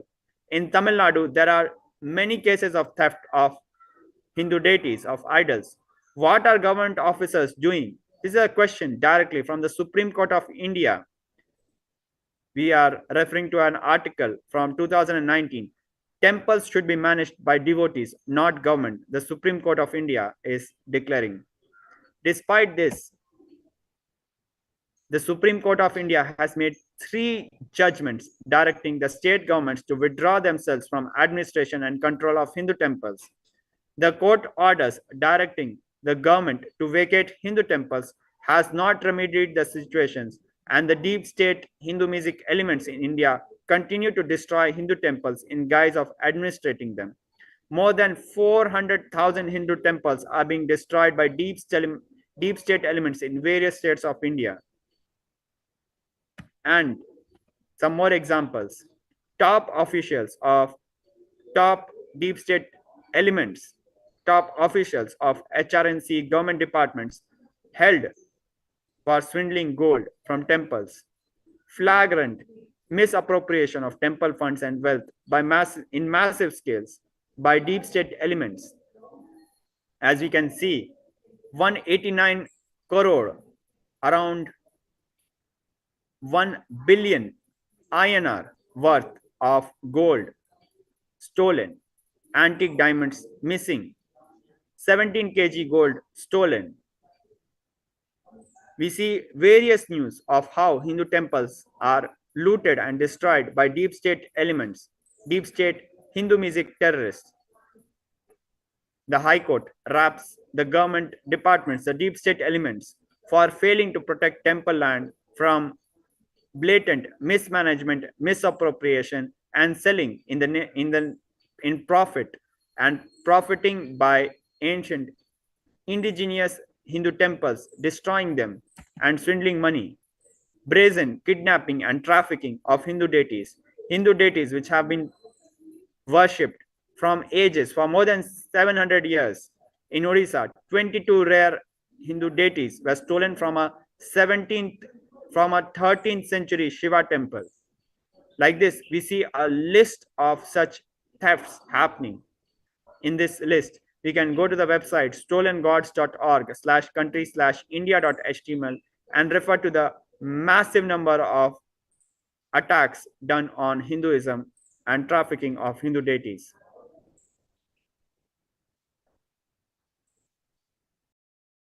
We see from various incidents that a state minister and top police official were found to be interfering in idol theft cases, trying to stop the finding of who stole the Hindu deities. We see how the deep state elements destroying more than 800-year-old Hindu temples and claiming that this destruction was completely unplanned and they are helpless as they do not know how to reassemble the Hindu temple after destroying it. We see the Supreme Court of India asking, I do not know why government officers should run the temple. In Tamil Nadu, there are many cases of theft of idol. What are government officers doing?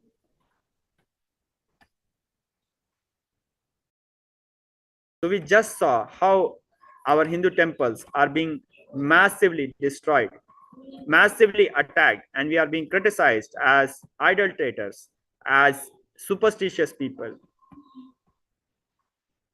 We need to ask ourselves that why Hindu temples, monasteries, and temples trusts are under government control, whereas for non-indigenous modern religions, their religious structures are not interfered by the government, not controlled by the government, not interfered by the government.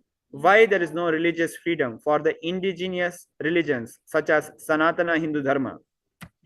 We have the least crime rate in the world. It is proven statistically. We have the least crime rate, 1/10 compared to all other communities, statistically proven in the United States. statistically proven in the United Kingdom, 1/4 of the crime rate in United Kingdom, 1/10 of the crime rate in United States, and 100th of the crime rate in India as compared to all other communities. Indian government National Crime Records Bureau data shows that Hindus committed the least crime and were least likely to be under trials and convicts. Then why are the Hindus only targeted? We are the most contributing people, most non-violent people, the community with the least crime rate. Let us again revisit the contribution of the Hindu community and see the stark contrast of our contributions and the attacks done on us. The Hindu community has the least number of religious extremists and terrorists compared to all other communities. It is proven statistically.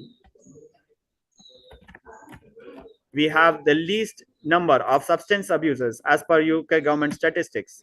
We have the highest number of postgraduates. The education level of the Hindu community is the highest, 2.5 times the national average in the United States. Hindu community is only 2% of the US population, but they provide 7% of the doctors in the United States. Similarly, the Hindu community is only 2% in the United Kingdom, but provides 9% of the doctors in the United Kingdom. Hindu communities provide 4 to 5 times the number of doctors compared to other communities. Hindu community is only 2% in the United States, but provides 16% of all the chief executive officers in the US companies. The Hindu community is one of the highest taxpayer and income group in United States. They have the least divorce rate of all communities. Statistically, it is proven by the Office of National Statistics, United Kingdom, that the Hindu community is the happiest people with 7.57 out of 10 rating, making them the highest rated community amongst all community with the highest happiness rating. Despite all our contributions, we need to ask why the Hindu community, why the indigenous people are singled out and criticized so massively, and their religious structures, which have been proven statistically to contribute to world peace, to individual peace. We see that the experiments have proven then that when Hindu meditative worship practices such as puja and dhyana are performed, there is a 16% drop in crime rate as per one of the researches done by the Transcendental Meditation Group. So we see how Hindu temples, the practices of performed by Hindus in Hindu temples result in a decrease in crime rate, which has been statistically proven and remarked by the police officers that such a drastic decrease in crime rate is only possible if there is a 4 feet snow in the streets. Only then such crime can be stopped. Such is the effect of Hindu worship practices in the crime rate of a city. It has been proven by various studies. Now, despite this, why are Hindu temples destroyed and targeted? Is it not because the Hindu music terrorists are against the entire human race, against everybody? Now, with this, we come to the end of today's segment. We'll be having some very special guests who are going to share their perspective about why our Hindu temples are the most contributing yet the most attacked, and how our beloved Guru, the Supreme Pontiff of Hinduism, has massively contributed to their lives and yet are the most attacked, and how we should not get distracted by these attacks and understand that at the feet of the Guru, in Hinduism, we are finding all our solutions, and how Mahaparamashivamam is the way we can get the best of Hinduism, not getting diverted by the hate speech and attacks done against Hindus and Hindu gurus. So we'll be having our very special guest joining us and sharing their perspective. Thank you, Nityananda.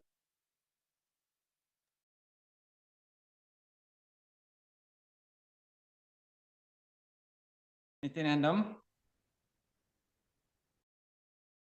Yes, thank you very much, Maharaj. Nityanam, everyone. And so, yes, as Maharaj just mentioned, just a reminder of the Paramashivaham.org Mahaparamashivaham.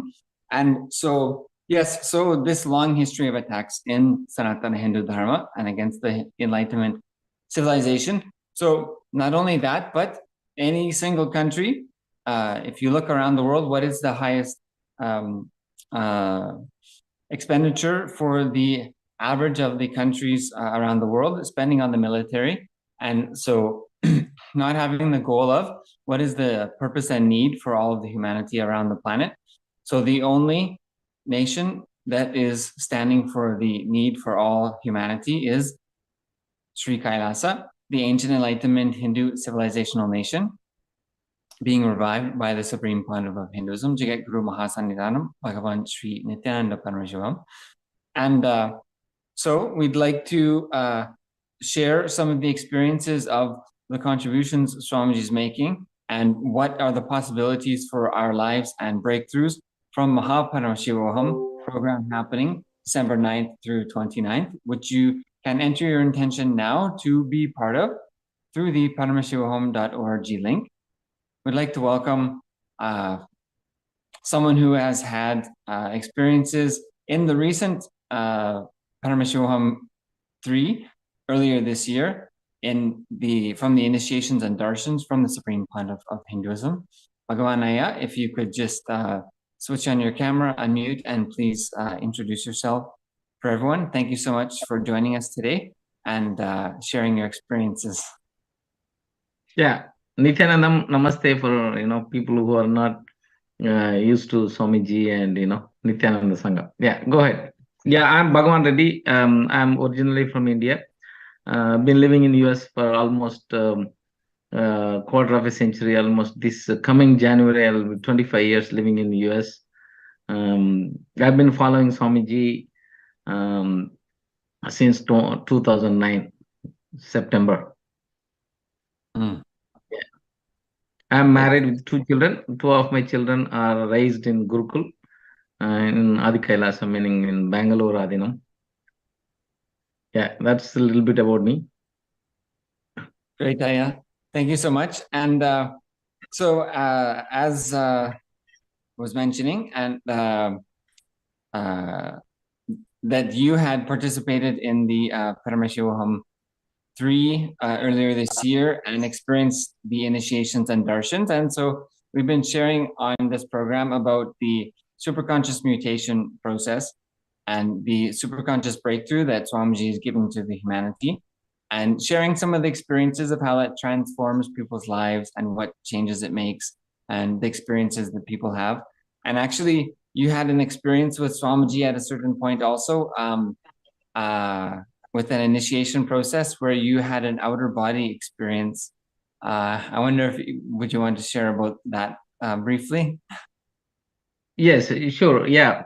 So that initially I was not believing in Guru, God, or Hindu Shastra or Hindu, the text, right? So, and my search was there to find out what is the truth, why we are not fulfilled, or why we don't have harmony in life. So like that, my search ended in Swamiji. And so one of the programs when I was attending during the end Kriya, Swamiji was teaching how to manifest things, And during that time, I was following, Swamiji was guiding the meditation, and as part of the program, when I was doing the meditation, suddenly, I was sitting position, Vajrasana, in a sitting position, and suddenly I left the body. And after some time, I came back. I don't know how many, either is seconds, it lasted seconds or minutes, I didn't know. And then when I came back and trying to, move the body was not moving, just when Swamiji was talking about this, every day when he comes back and lands on the body, it takes few minutes to, settle down and move the body. So then when I was trying, when I again came back and enter the body, trying to move, it was not moving, And after I got scared, and then after a little while, and I got control of the body, and then again I stood up and then sat again in Vajrasana. and again sitting, and then again Swamiji was guiding the meditation. I was following, and suddenly I left the body. And then I was asking who is me, and I mean, where am I? Who am I? I was asking after some time, I don't know how long it was. And again, I came back. When I came back again, so when I started the meditation, I was in Vajrasana sitting position, but again came back, and then body was lying. I was trying to move the body was not moving, and then and after a few seconds or so, after a little while, then I was able to control the body, and then again sat up, and I wanted to do it again, but I got scared, I didn't continue, but then when later on, when I told Swamiji, where did you do? Swamiji said, hey man, you got you lost the greatest opportunity to experience something called satori, meaning a glimpse of divine. You would have experienced that you are the divine. Swamiji says that, right? I'm not come here to prove I am God. I've come here to prove you are God. In that sense, yeah, I lost the fear, right? Lost the chance. But it was by then, from then on, I understood the difference. Then Swamiji was always saying that, you are not the body, you are not the mind, you are different, So from that point onwards, now I can see I'm different from the body, I'm different from the mind. And so I can feel that. And when sometimes when I talk to people, I say, I don't say I'm tired. I say my body is tired or my mind is not cooperating, So that clarity has happened, and I see the difference now. So it's amazing. Yeah. Great experience. This we only heard it in Purana. See, this we only heard in Hindu Puranas and Shastras and Rishis used to talk. But, I experienced it like I'm like everybody else, Yeah. Wow, incredible and unexpected. And so these are the kind of experiences that where people are having on a daily basis. And it's nothing new actually with initiations from Swamiji. Incredible. And as you shared, so after that kind of experience, it has a life transformational impact on us. This is the superconscious mutation process that once we've had those experiences, it changes the way we view things and the way we live, and that mutation continues forward. So as you mentioned, Aya, that awareness that I'm not the body, I'm not the mind, and that thing can never be taken from me, that transformation can never be produced. Aya, then as a result of these initiations, darshans, with association with Swamiji, what do you feel has been the impact on your life? What kind of things, what kind of new possibility, new way of life and living, what has happened for you actually? So the one thing happened was, when I first came to America 25 years ago, after achieving my green card and had, $200,000 cash in the bank, right? So that then everybody says you married, got children, you got everything. And I was also a manager of a department in US. That's a huge achievement for any immigrant in this country. So I was thinking, I reached the American dream, but I have got the American dream in terms of the position, title, career, and money. Everything is there, but I didn't have something called, there is no fulfillment, there is no peace of mind. There's huge stress, and there's a huge the conflict, the mind, right? There's no harmony with myself and people around me. There's no peace, there's no fulfillment, there's no what do you call that, why is this? So my search started in 2002 or so, and continuously was going. I didn't believe in until then, I was a great Shiva Bhakta until 1983 or 85. Then I left everything because I got disillusioned by the people who are teaching Hinduism. I didn't have that. But then I continued to be like anti-God, anti-guru, anti-shastra, anti-tradition, everything. But then when I was hit with this dilemma, who am I? Where did I come from? Why am I, going through these experiences? Why I'm not happy? That's a fundamental question, right? So when I was searching, finally I met Swamiji, and with all these experiences, and I have experienced in 2012 March, I have experienced the ultimate breakthrough, meaning understood the secret of life and why. And that's when I got my fulfillment, happiness, harmony with myself and people around me, and stress-free life. So last 10 years, and I have declared myself to be the happiest guy on the earth, people around me, and so that's the power of Swamiji. That's the power of all these initiations and following Swamiji. Swamiji not only gives you an explanation logically, if he cannot give you a logical explanation where we are not able to understand, he gives you an experience, through initiations, meditation, and kriyas, and this is an amazing, amazing experience.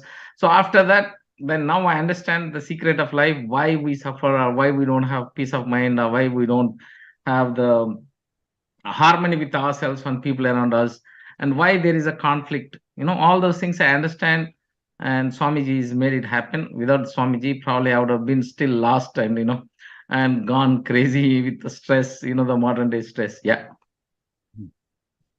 Right. And so amazing. Actually, so you then in your work life, so with this transformation and how things have been happening for you, what is the impact you've seen on others? Have you had any feedback from others about if they notice a change in you or they feel differently around you? Or what have others said about their experience of your transformation also? Yeah, Swamiji said that we are all, initiated, and then people around, we are like living deities or walking deities. People around us also would experience, or sometimes even they will get that biomemory picked up.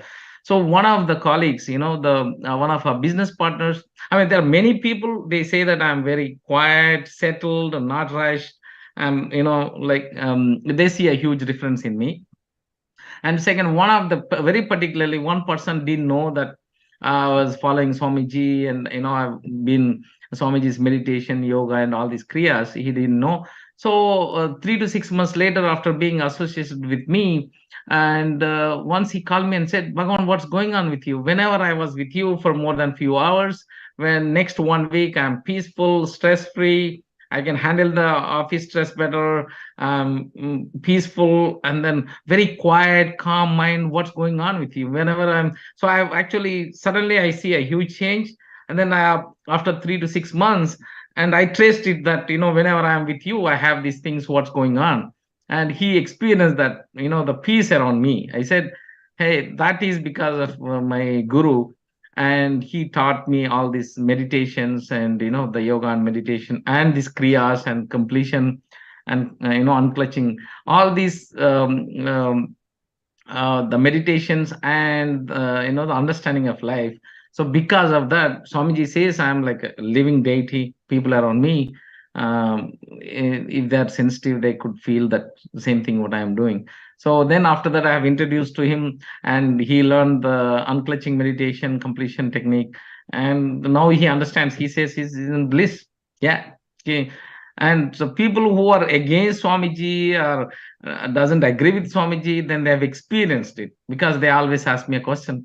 And that's when I said, "Man, if you don't experience this, you're missing something, a huge deal in your life." Yeah, exactly. And this is this is indicative of this superconscious mutation process, because that superconscious source of life is the source of all things and the source of all of us. And so naturally, when it gets awakened to a higher level and to a superconscious level in us, then other people recognize that. They recognize the connection to their source in us. And this is really one of the beautiful community building experiences and the manifesting of this superconscious mutation process. So this is great. We have just a few moments left. Well, what would so a reminder to everyone: the Paramashivaham.org is the place for you to enter your intention to be part of the Mahaparamashivaham, December 9th to 29th. This is next level. This is not just what we're hearing now from Bhagavanaya and what we've heard from the other participants, but this is next level. This is the next level, and the initiations have already started and have just been just blowing people away on a daily basis. And so 21 days with Swamiji is literally a space that measures off the charts on the scientific studies. For example, the mitochondrial energy gains that have been measured through the 21-day initiation programs with Swamiji have never been seen before by the scientists and their research in the field. So the science has already shown what Swamiji does is literally off the charts. So paramashivahome.org for everyone to enter your intention to be there December 9th through 29th. Ayap, maybe for closing, what would you say to people who are thinking about attending the Maha Paramashivaham?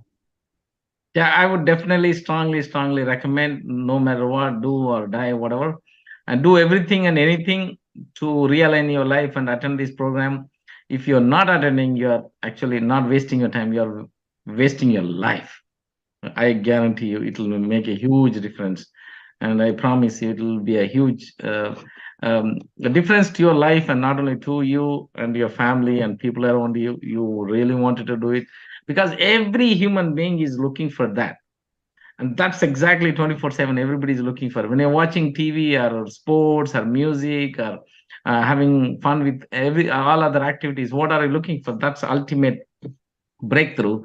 And here is the one, Swamiji is the one available, and is the only one is able to do it for you.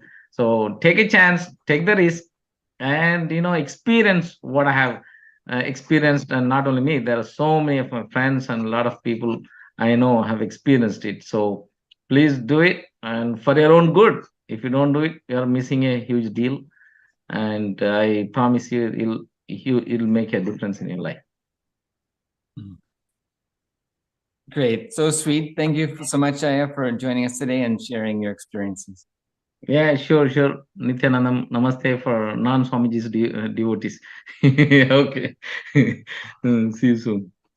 Thank you so much, Aya. And so for the rest of us, yes, paramashivahome.org.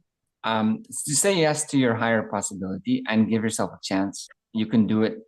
A completely new way of experiencing life and others experiencing you. It's just waiting. It's here. So give yourself that gift. paramashivahome.org. Enter your intention now. Now let us prepare to receive the Supreme Pontiff of Hinduism in the alive satsang. So whatever intention you like to manifest in your life, sit deeply with that intention. Sit with that intention that it must happen. And you'll see the transformation happening now. You can visualize that intention has already become reality, and let us chant Mahavakya intensely and prepare to receive the presence of the Supreme Pontiff of Hinduism. Om Nityananda Paramashivoham. Om Nityananda Paramashivoham. Om Nityananda Paramashivoham.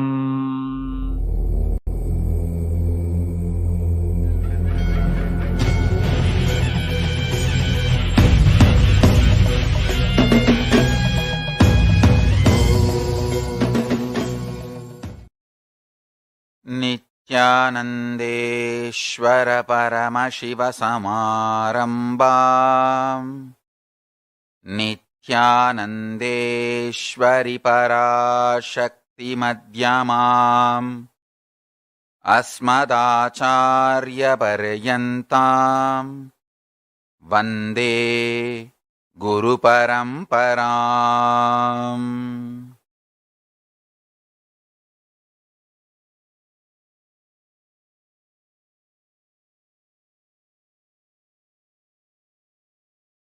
I welcome you all with my love and respects.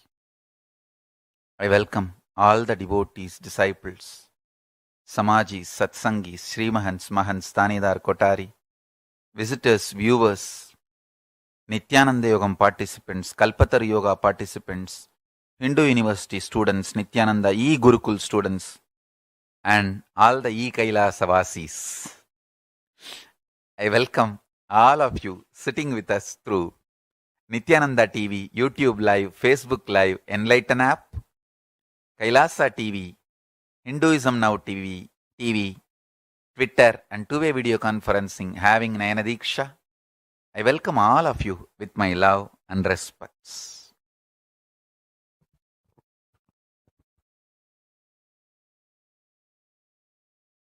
Understand. Today's revelation from Kailasa: life is for contributing. When you start contributing, intense life energy explodes in you. Jiva, Ishvara, Jagat. Listen. Jiva means individual soul. Jagat means universe, including humanity and all the living beings, animals, living beings, sentient, or whatever you call as per the Western standard, non-living beings. In Hinduism, Stavara Jangama, everything is living. Means moving, non-moving. All of them are living. And before building the building, earth is worshipped as a living being. Vastu Purusha Santi means the earth, land on which the building is built, is not geography for us. It is biology for Hindus. Understand? So Stavara Jangama, moving, non-moving, all put together is Jagat, universe. Ishvara, the ultimate. Paramashiva, Parameshwara, Paramburul, Parabrahmam, Paramapadanatha, Vishnu, all. You can give any name. The Parama, ultimate, is Ishvara. Listen. When Jiva feels its existence is to enrich the Jagat, Ishvara manifests through him. That's it. Listen. When Jiva feels he is here to contribute to Jagat, Ishvara manifests through Jiva. That's it. Listen carefully.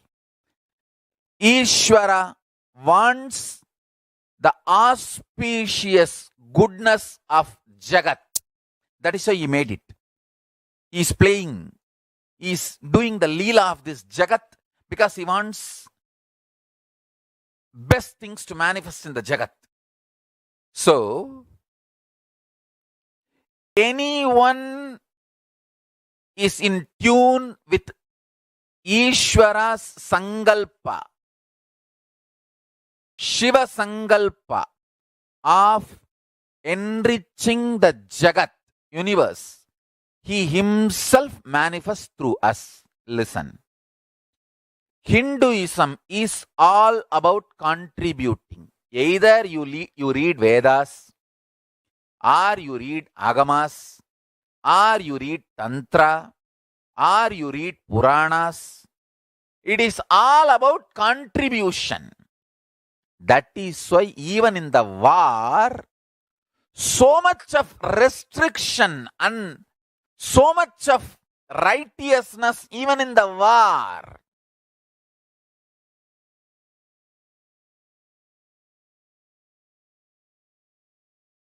Understand?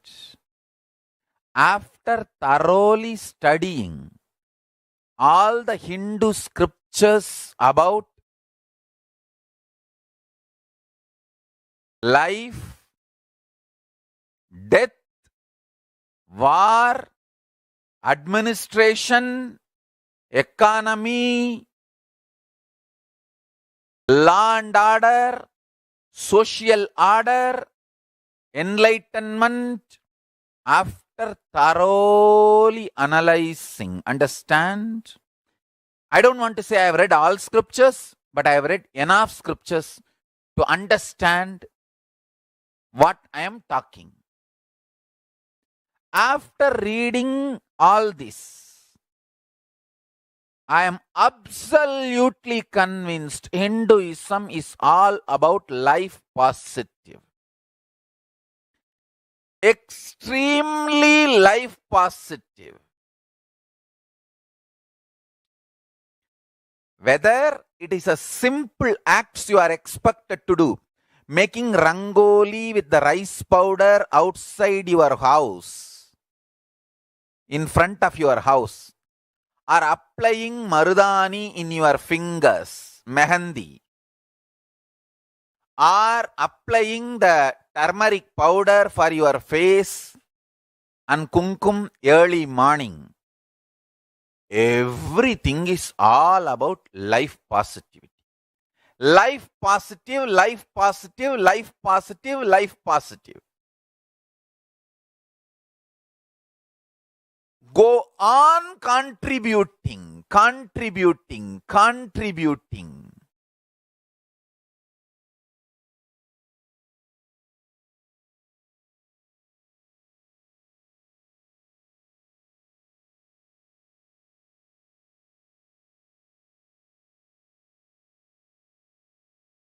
Not only minimum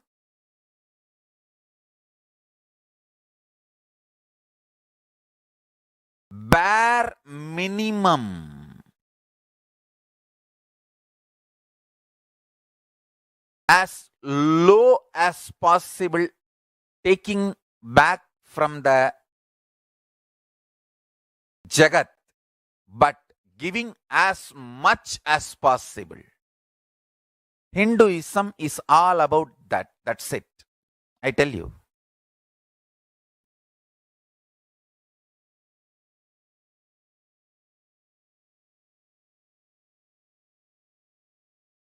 Why do you think Hindus are the richest ethnic community, not only in United States of America and Canada, Europe and Australia, almost all major countries all over the world? Hindus are the richest ethnic community. I tell you, because from the young age,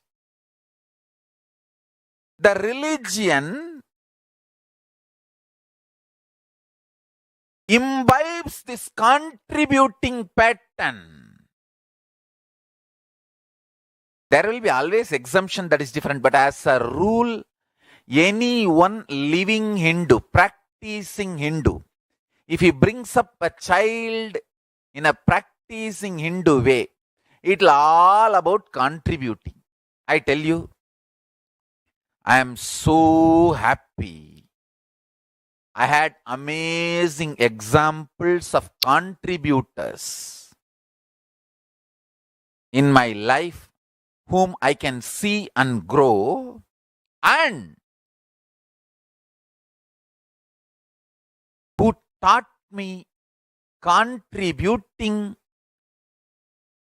makes Parameshwara manifest through you. I tell you.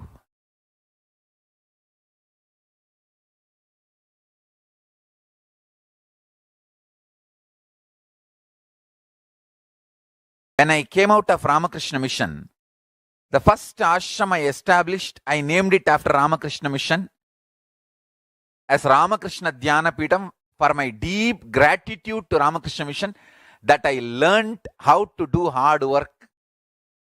I never felt I was exploited, I was cheated, and I should start fighting against Ramakrishna Mission. No. I felt, oh God, how much they taught me to do hard work. A great opportunity I got to do hard work, sincere work. You can talk to any Ramakrishna Mission sadhu. They will tell one thing.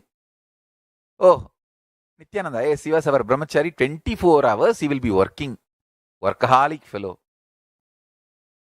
That's what they remember. We have reminiscences from many of them. I feel extremely grateful that they have given me an opportunity to learn hardworking. Understand? I tell you. Contributors were wherever you go, you will enjoy life. All contributors will always have Lakshmi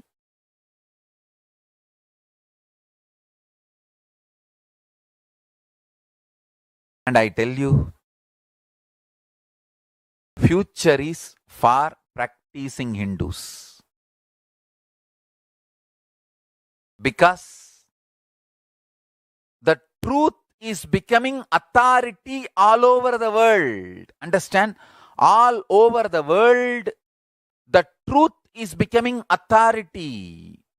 One of the best thing I realized in my life, when I am seeing so much of attack on me, the truth I realized is I am making the truth more and more as authority and it is spreading all over the world.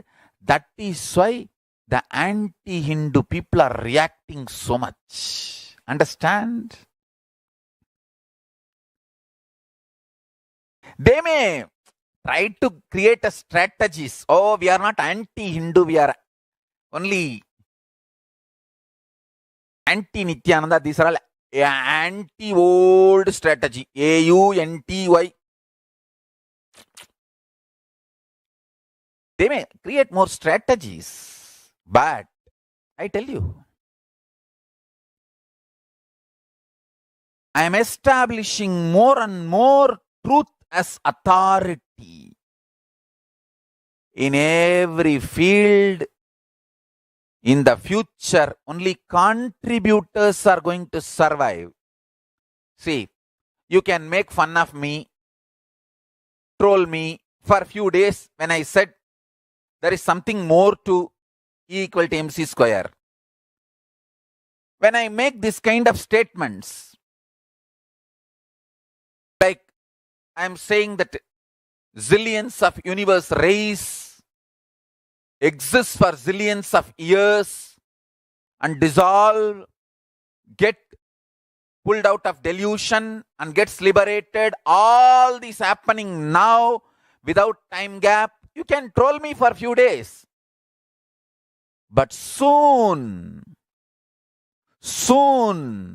scientists are going to become curious about what I am talking.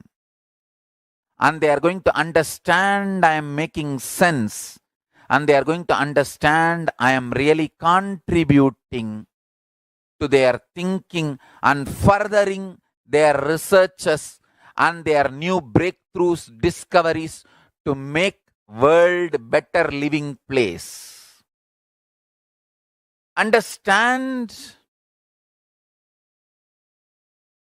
Once people start understanding I am contributing and I am establishing the truth as the authority,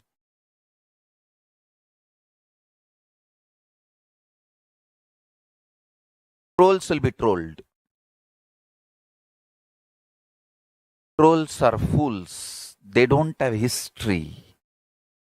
The haters are losers. They are not going to be part of the history. Contributors are going to be part of the history. Understand? In every field, in the field of economy, 99% of energy should be contributing economy. Only 1% should be administration. Now, 80% of the people are trying to grab and administer. The bottom 20% people are getting destroyed, literally killed and sucked, forced to contribute. Understand? The Hindu economy is all about contribution. 80% will be contributing. I tell you. all the attack on agriculture, the Hindu agriculture happening in India. Please understand, the Hindu agriculture is literally getting destroyed. I don't know who is going to save. If the Hindu agriculture is revived, the economy of the world will boom, because Hindu economy is all about intense contribution. It's not consumeristic.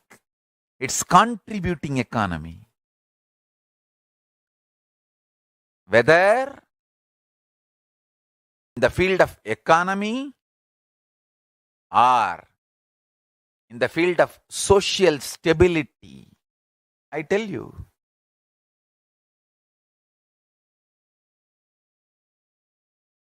the idea of charity in Hinduism is to keep the society stable.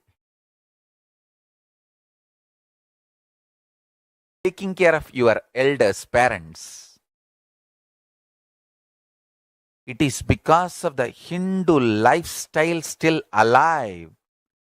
Indian government does not need to spend billions and billions of dollars to maintain the elders of the India. Elders of India are not at all a load on government, Indian government, because of the Hindu lifestyle and Hindu thought currents. Till the last day, my grandfather was the head of the family and he had the whole money and bank signatory and all the wealth under his control.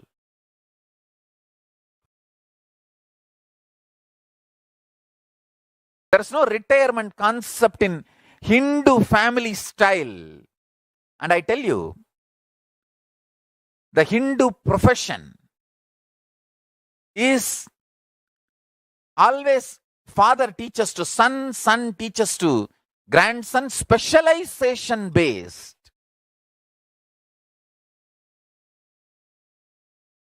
Specialization.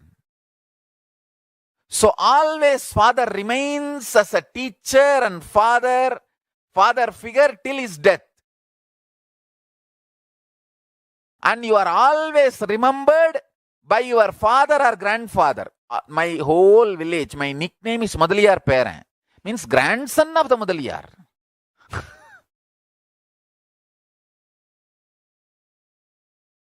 Understand the social stability. That is why it is now 10,000 years. Hinduism has faced 5,000 wars. What these simple foolish fellows trying to do some social media attack on me? Hey, we are a 10,000-year-old tradition. In 10,000 years, we have faced 5,000 attacks. All types of wars. And we stood, we won, and we are still thriving. And I am going to be alive for next 200 years. In the body, alive, teaching, initiating, enlightening people.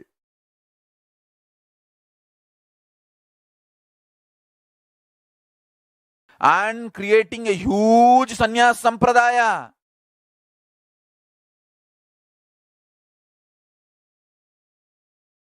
Building stone temples and universities all over the world. Creating thousands of Sarvanya Pitas everywhere.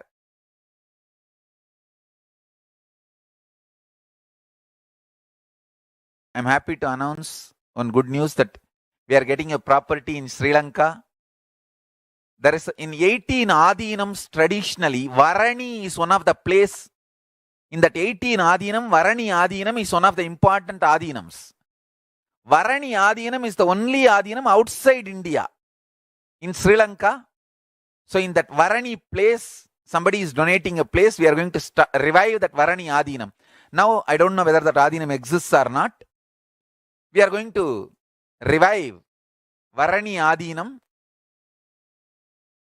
There are well-known 18 Adinams, like Kanchi Tondai Mandala Adinam, Madurai Adinam, Tiruvavadurai Adinam, Dharmapuram Adinam, Swargapuram Adinam, Sirgazhi Vellalar Adinam. Like that, 18 Adinams were popular once upon a time. In that, one is Varani Adinam. Unfortunately, Sirgazhi Vellalar Adinam and all, we don't even know where it existed, and absolutely not there. Tanjavur Adinam, Sirgazhi Vellalar Adinam, Tiruvarur Adinam and all, we don't even know where it is now. And I am trying to revive wherever it is completely non-existent. I am trying to get a property and revive the whole Sampradaya. So the Varani is one of the Adinams, so we are reviving it.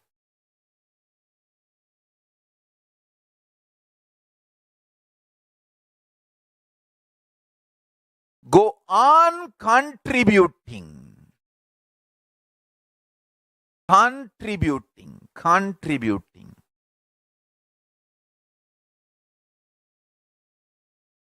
Understand?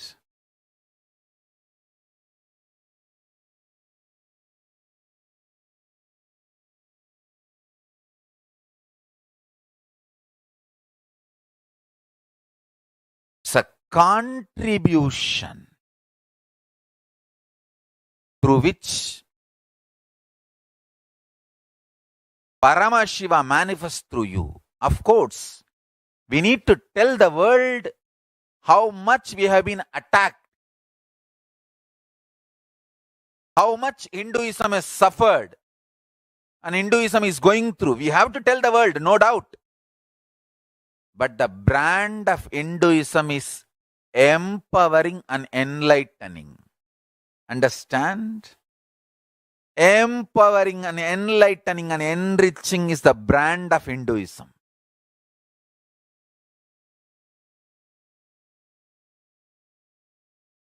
Contributing, whether social structure,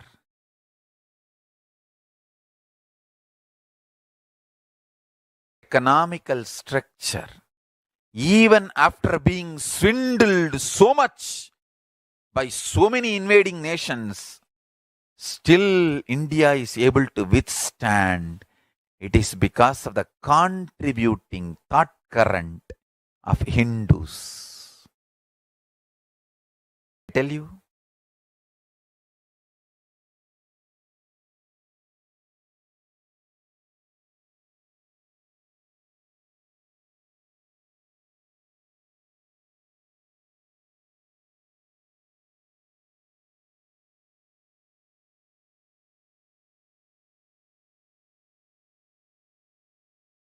Charya Pada. Last few days I am talking about Charya Pada.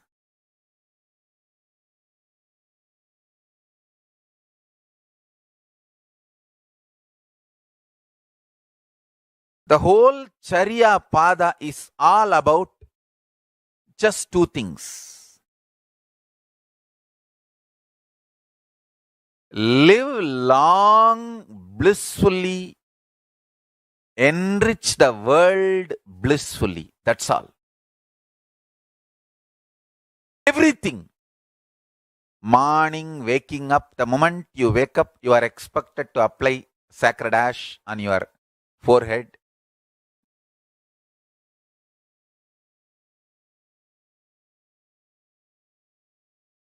Remembering how whatever you saw in the dream is now ashes, which is inside your head. Now whatever you are seeing also will become the ashes like this when you go inside your head again. Remember that and apply the vibhuti. That's it. What you saw inside the head as dreams, what you are seeing outside the head as universe, both are just the same ashes. Remember that and apply. That's it. When you remember that, you will have so much energy, life, strength to contribute.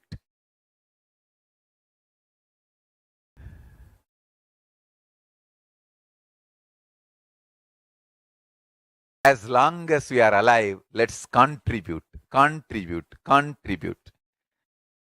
Morning, when you come out of your head to outer world, applying the ash, that is the first charya you are expected. And night, when you fall asleep, means when you are going from outside to inside your head, apply the sacred ash. From that to this, the whole charya pada, the essence is live long, healthily, happily, blissfully, and enrich, empower, enlighten, happily, blissfully. That's it.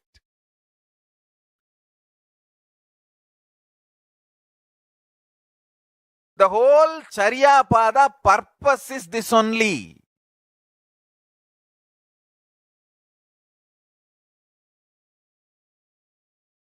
Ishavashyamidaggun sarvam yatkincha jagatyan jagad tena tyaktena bunjitamakridakasya sviddanam kurvannevega jijivishecha daggu samaha evam tvayinanyate dosti na karma lipyade nare. Over. The whole Charyapada. Live hundreds of years by enjoying renouncing.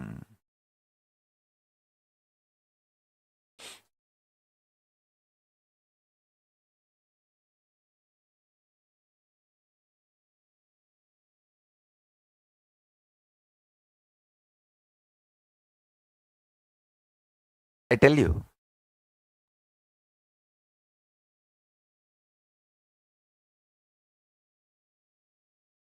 any problem you have in your life,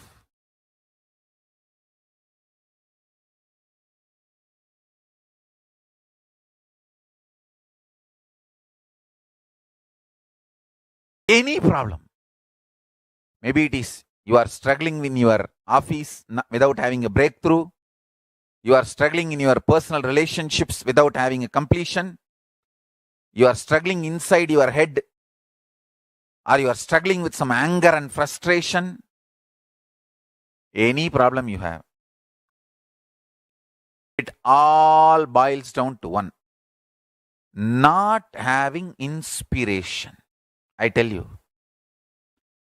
solution for not having inspiration, simple solution: watch satsang every day. Anybody, your friend or anyone has any problem, make them watch satsang every day, because Hinduism is all about extreme inspiration. I will go on be giving inspiration. In various languages I may speak. One day I will speak about yoga, one day I will speak about puja, one day I will speak about powerful cognitions, one day I will speak about Swarga, one day I will speak about Naraka, one day I will speak about your stomach, one day I will speak about Raurava Naraka, Kumbhibhagam, Avichi Naraka. But end of the day, it is all about inspiring, contributing. Whether wearing Rudraksha or having Jata or anything, life is all about contributing.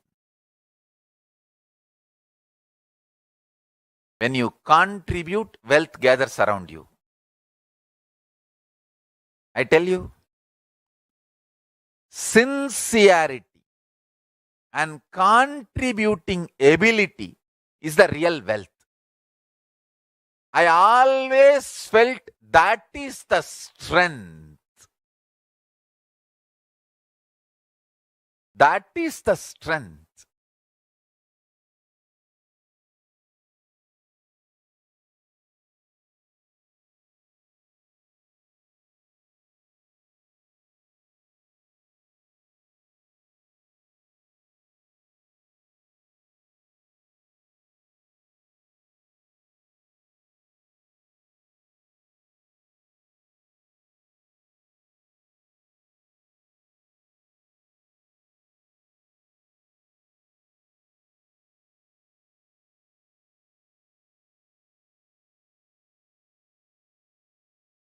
wherever I saw sincerity, contributing, I saw Lakshmi energy showering, living happily.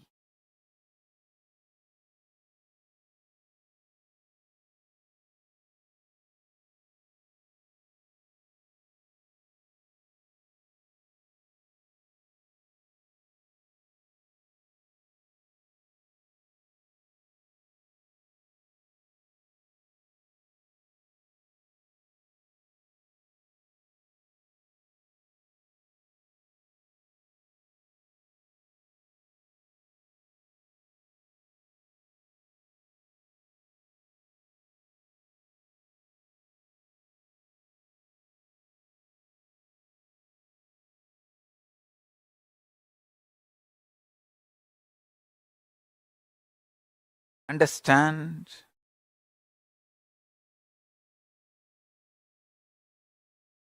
End of the day, contributors will be part of the history.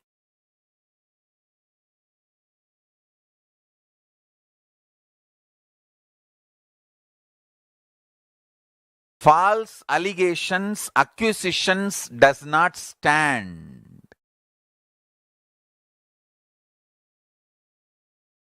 That all that does not stand.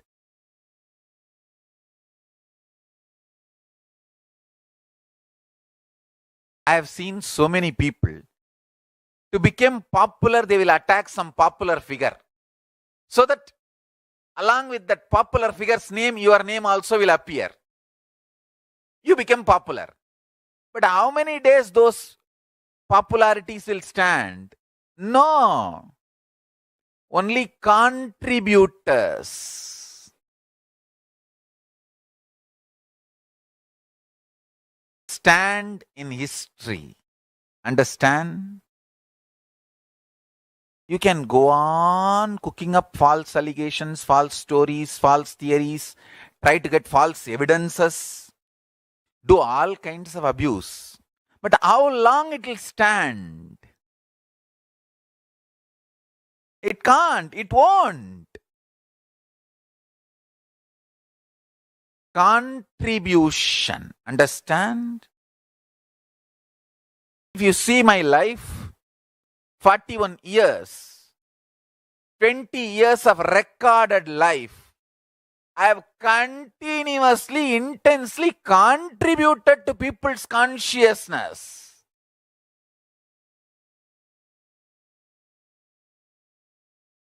"41 years of life, 20 years is recorded, documented from 2000.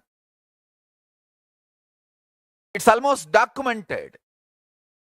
See the whole documentation.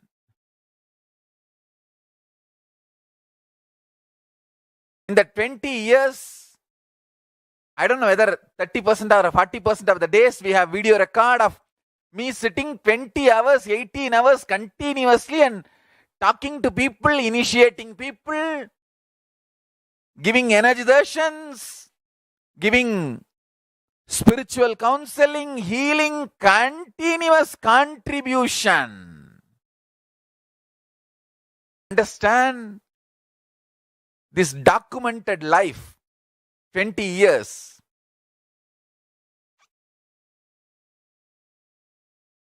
The amount of work I have contributed, and the temples, centers, ashrams built everywhere. Understand? Contribution stands. That makes you complete blissful.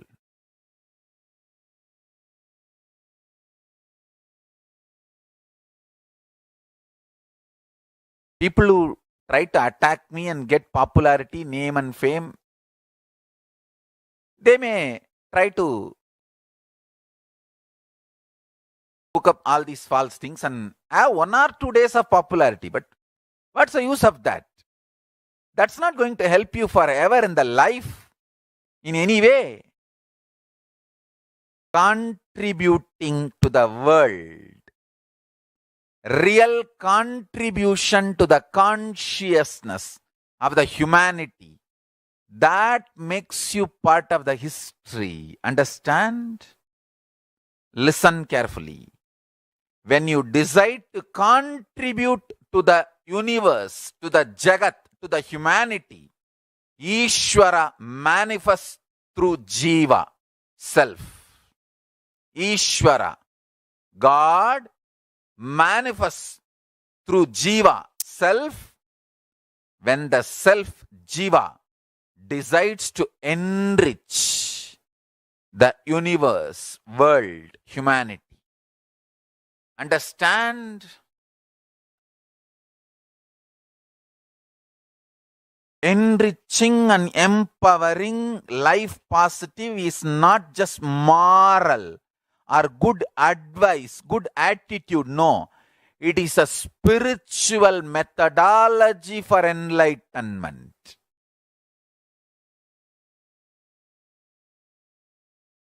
When you give one free meal, your stomach gets pure. Listen. When you give one free meal, your stomach gets pure. Your guts gets cleaned. You decide to give your own meaning for this statement. What I made is the ultimate truth. In every level, enriching, contributing, life positive.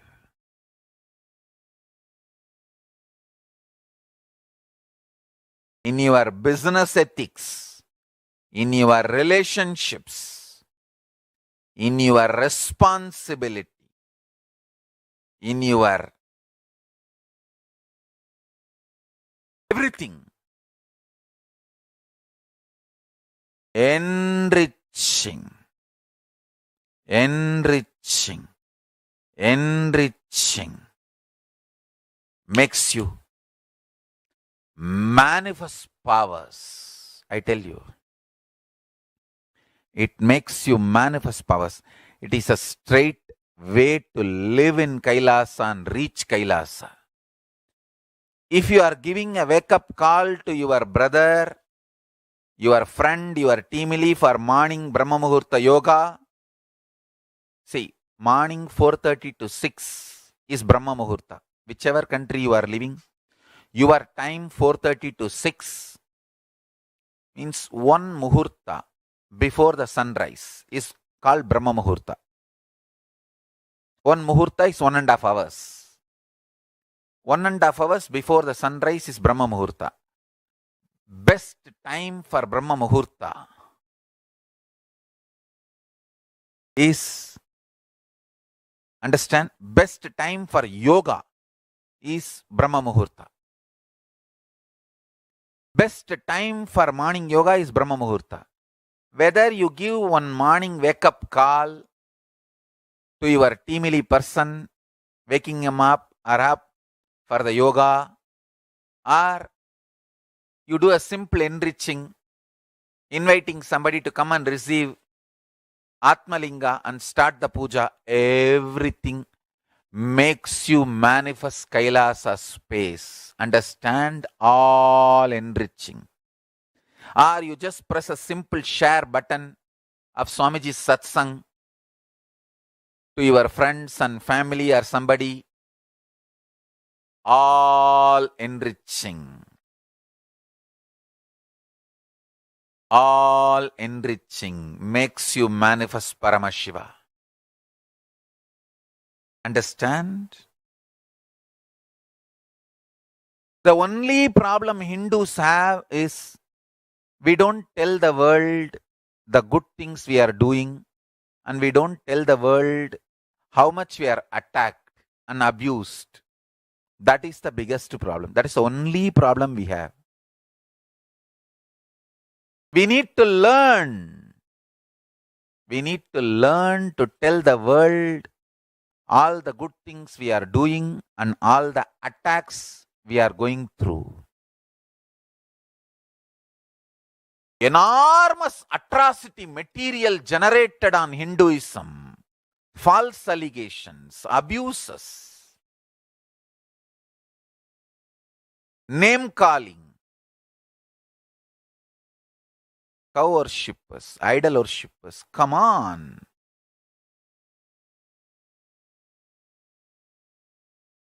You need to know simply planet Earth cannot afford meat eaters. Sooner the planet Earth realizes good for all of us. Simply planet Earth cannot sustain, cannot afford meat eating lifestyle of human beings. Sooner the human beings realize good for the planet Earth, understand that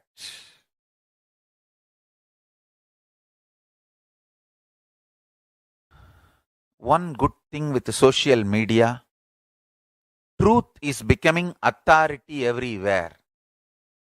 People have started realizing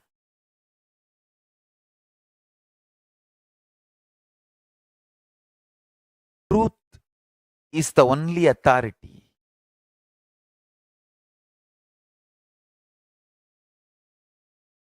Understand? The future is going to be all for contributing traditions. And you also need to know, no religion is going to have power over people in the future. Only all is going to become traditions. And only the contributing traditions are going to have power over people. Yoga is going to become a largest practice religion because it is contributing to people directly. Puja is going to become the largest practiced ritual on the planet Earth. Nitya Puja, because it is contributing to your consciousness.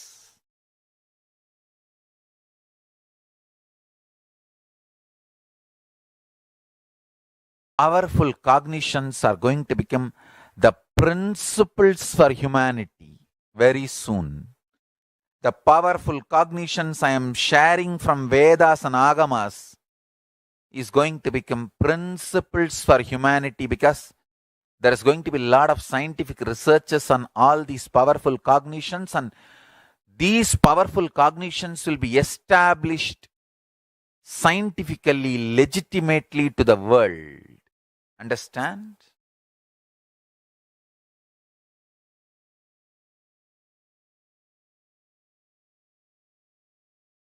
The job really Hindus need to do is to tell the world.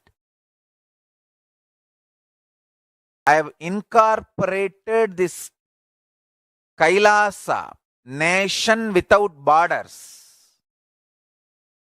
Kailasa, nation without borders. In a way, I can say whole universe is the Kailasa.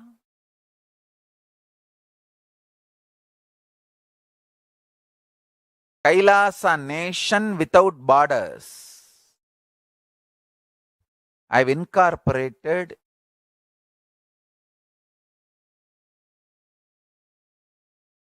in multiple countries. Each Kailasa will function in their own countries as per that country's law, within that country's law.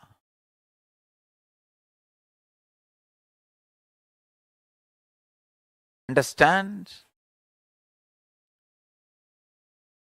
The Kailasa is revived to do contribution, uniting the nations for contribution. Hinduism, Veda Agamas have great things to contribute to the world. Like the great power manifestation science. the ancient culture and arts, the ancient lifestyle truths, the ancient medical practices and medicinal knowledge, the ancient indigenous cultural heritage and jewelry, perfume, dance, music. In every level, Hinduism has so much to contribute. Veda, Agamic traditions have so much to contribute to share all this with the world, to contribute to the world. Many of the devotees, disciples are creating organizations, sanghas all over the world.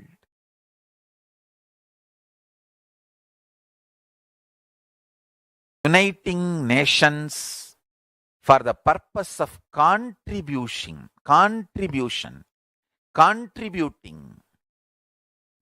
to work on religious harmony, to work on world peace, to work on preserving the ancient heritage, to work on protecting the ancient power manifestation sciences and ancient unique religions and traditions, because people are trying to destroy indigenous cultures, the racists and supremacists. Racist supremacists are trying to destroy indigenous cultures all over the world, calling them cult and calling them all bad names and destroying them. All those indigenous traditions have so much to contribute to the humanity and the world. All of them need to be protected. All of them need to be safeguarded.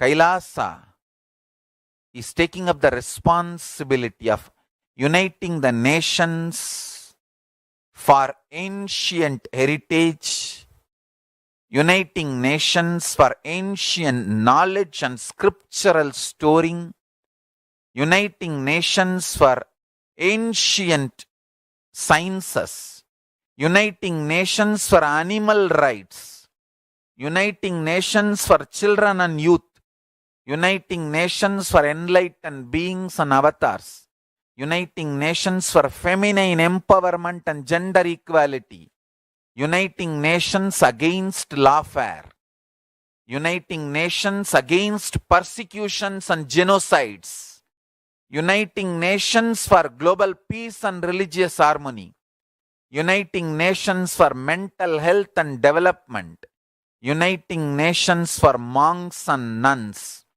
uniting nations for mystical and spiritual sciences, uniting nations for nutritious food and hunger-free world, uniting nations for persecuted religions, uniting nations for revival of ancient civilizations, uniting nations for unique religions, uniting nations for yoga, uniting nations for ancient sacred arts and ancient sacred sciences, uniting nations for consciousness studies and consciousness practices, uniting nations for enlightened cultures and arts, uniting nations for indigenous aboriginal nations and traditions and cultures, uniting nations for advocating peace, uniting nations for yogic sciences, uniting nations for family health and development, uniting nations for rights of the immigrants, uniting nations for safe and supportive entertainment, uniting nations for best right spiritual techniques and methods and technology. Understand? Uniting nations for prevention of mass killings. Uniting nations for orphans and abandoned children. Uniting nations for furthering the researches to find cure for HIV/AIDS. Uniting nations for against the atrocities and crimes. We are working in all this line, and devotees, disciples, volunteers are creating organizations in multiple nations to do all this good work. Soon, in the morning satsang, I'll be blessing, giving them spiritual blessings and announcing in which countries, which organizations are legally registered and started functioning. All over the world, work has started happening. Much is done. Soon, I'll be announcing more details. Understand? Hindus need to tell the world what they are contributing in every level. The brand of Hinduism itself is enriching and empowering and enlightening. Hinduism is all about enlightening the world. Empowering, enlightening, enriching the world. Contributing.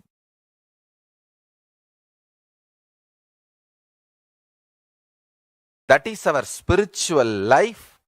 That is our spiritual strength. That is our spiritual core principle.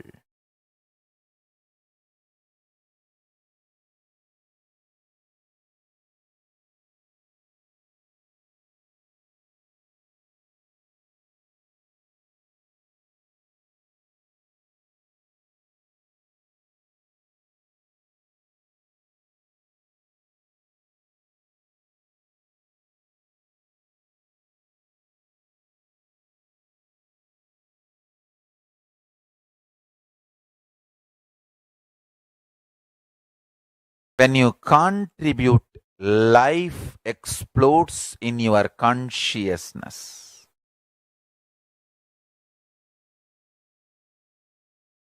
Decision to contribute makes the small flame into Big Bang.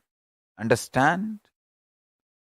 Small flame, Angushta Matra Purusha.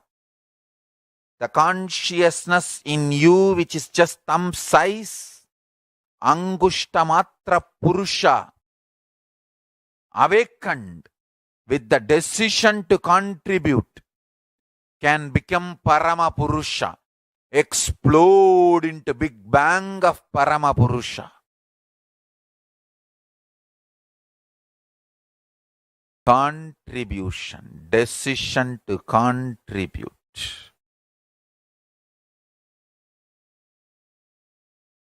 If you read my 41 years of life, 20 years of recorded life, if I had to reduce the whole thing to one line, one word, contribution. I tell you, wherever contribution happens, Parameshwara manifests through Jiva, Parama Shiva manifests through Jiva to bless the universe, to bless the world.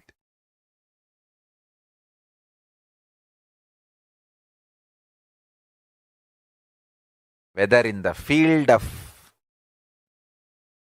health, wealth, life, society, relationships, career, law and order, administration, economy, education, health, medical care, in every field. Hinduism is all about contribution. The Hindu medical researchers, the great Siddhas, they always do research and development to make the medicines, to discover the medicines which are easily available around your home. Understand, that is the beauty. They will always try to come up with a better and better combinations which is widely available. Means making medical care freely available. The whole thought current, again and again I bow down to Siddhas who made health care free in India.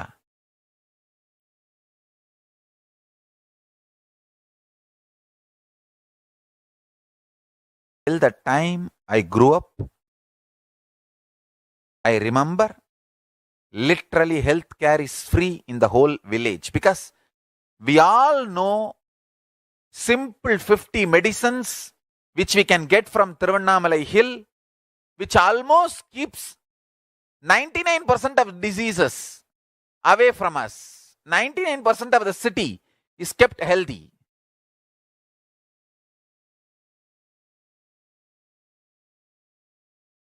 99% of the city lives long.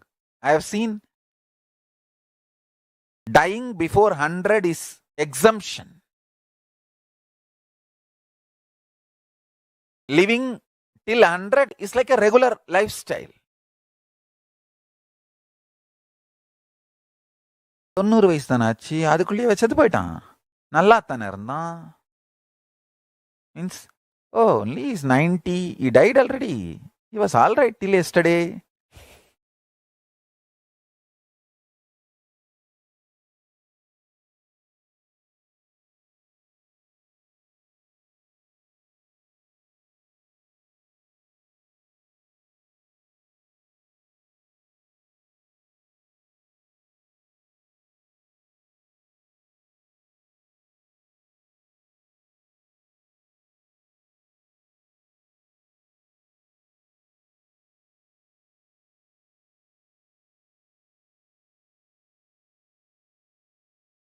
Fundamental principle of contribution was the core context, whether they do research and development on medical care or they do research and development on law and order issues, or they develop a new law, or they develop the idea of what is valuable socially and what is economy, what for human beings should work, what is poverty and what is richness, what is having, what is not having. Even these definitions are framed based on the core principle of contributing. Who will be respected in the society and who will not? Who will have the best things of the society and who will not? All these decisions are made based on the principle of contribution.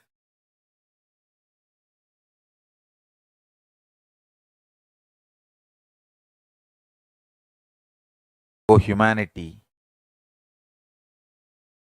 I request you with folded hands, some one corner of the world, if you just give me few hundred acres, I will keep this whole science alive.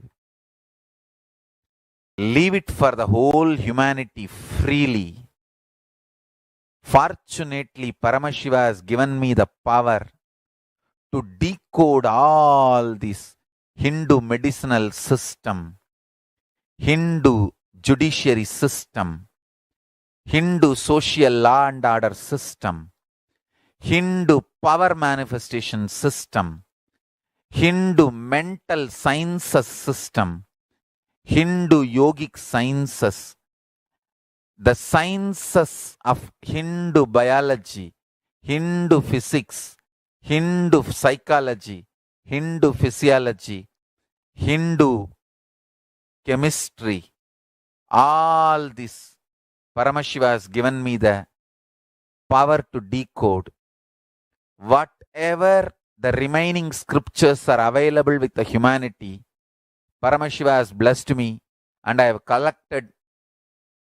Not only I have collected and organized, I can decode. This whole science can be kept alive in any one corner of the world.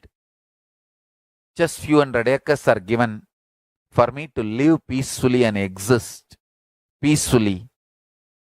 I can store this whole thing alive and contribute it to humanity. Humanity can become better and better and better. I can make the planet Earth so much better place to live. I am here to contribute, and I will continue to contribute.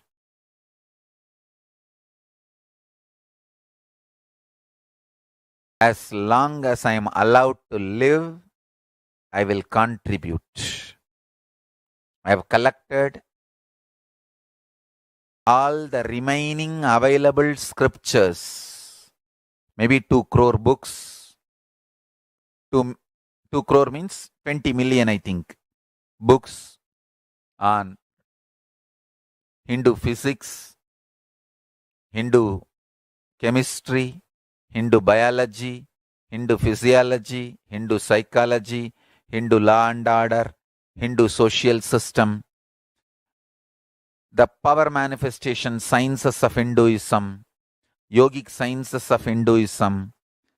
I have collected, and Paramashiva has given me the blessings and power to decode.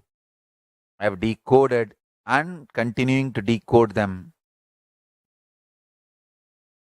If the humanity, somebody is kind enough to give me few hundred acres in one corner of the world and let me live peacefully, I can keep all these scriptures there and go on sharing with the world, revealing this whole sciences to the world, and go on contributing. I don't need anything other than one cup of curd rice every day. That's all. A cup of curd rice per day over. I can go on be giving this to the world. I can add to the world. I can make the world better place to live. That's all I have to say.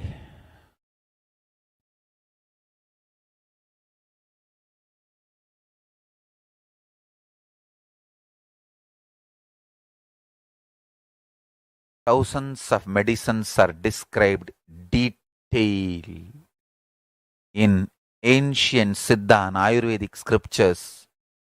Paramashiva has given me the power to decode them, read them, and properly translate and map them to the modern day human language. And I am ready to work 20 hours a day. I just need few hundred acres where I can sit peacefully and keep this library, run a Gurukul where thousands of people can learn this and share it with the world. Understand?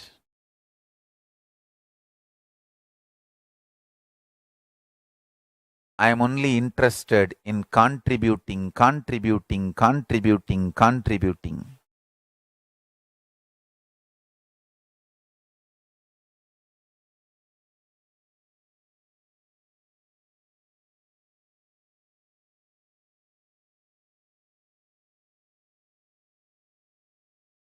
if we can decode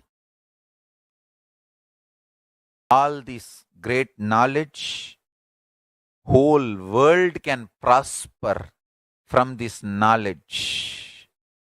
Whole world can enjoy from this knowledge. If I prosper, I will only create a university. I will not create anything else. If the Hindus prosper, they will only create education institutions.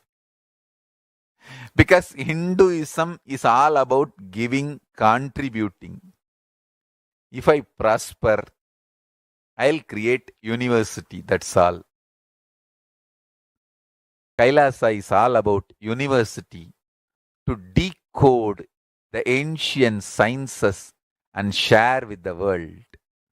Understand? Every day I am sitting and going on decoding, writing notes on my books and writing details on my books. Whether it is making human beings manifest powers, and I have also now started downloading and decoding the science of making animals manifest powers. Whether making people manifest powers or healing,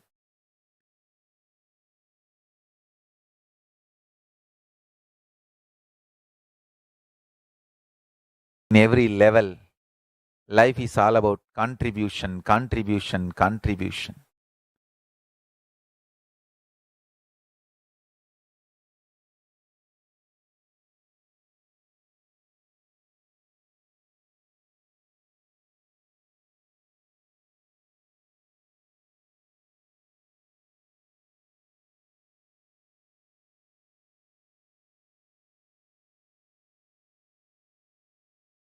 Hinduism is all about contribution. I tell you. I really tell you. I do not comment on politics, but this one line I want to tell. If Ayodhya Ram temple is built, India will become rich economically.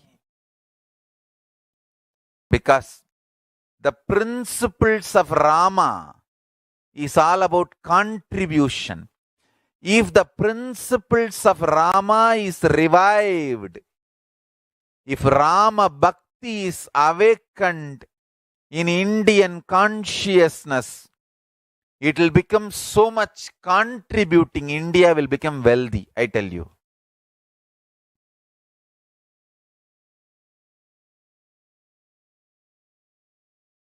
India will become wealthy, I tell you.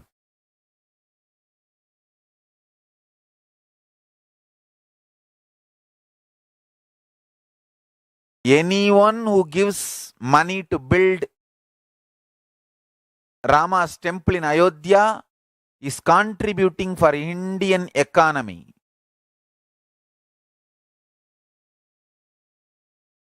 Of course, I have nothing. I am not even a member of any organization. But I'll strongly recommend my sannyasis, my disciples to contribute whatever you can to build Rama temple in Ayodhya in every way.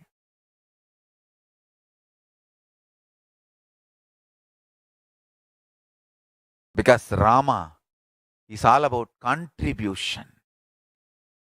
Rama is Tyagaraja. His whole life he has contributed.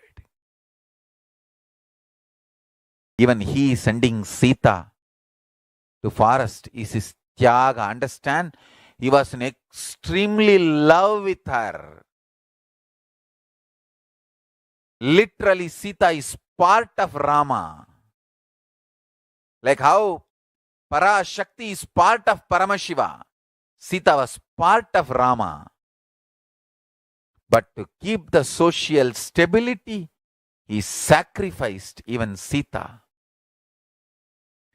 It was more painful for Rama than Sita, understand. The modern day feminists go on abuse Rama for this one act.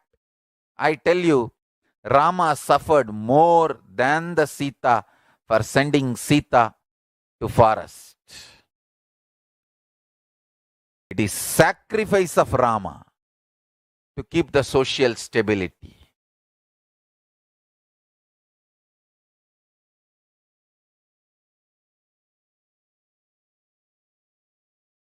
Nobody can contribute like Rama. Rama is embodiment of Tyaga, Tyaga Raja.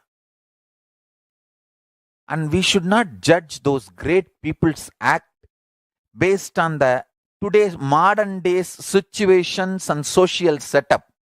See, at that time, what was the society? How was the situation? All that we should think before judging them, commenting on them. It's not like a Facebook post you read and you put any comment you want. No.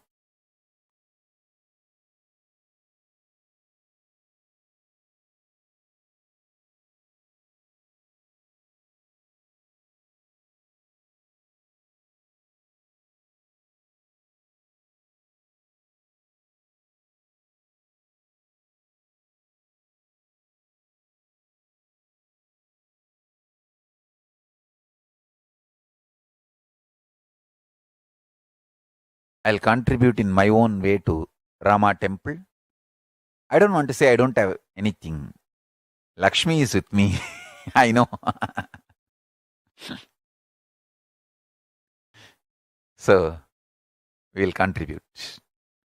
We'll contribute in right way to build Rama temple.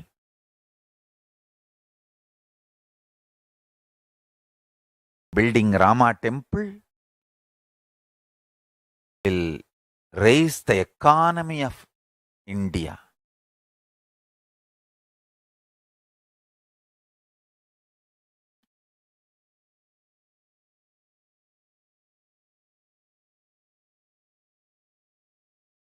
Rama Bhakti spreading is good for whole India in every level.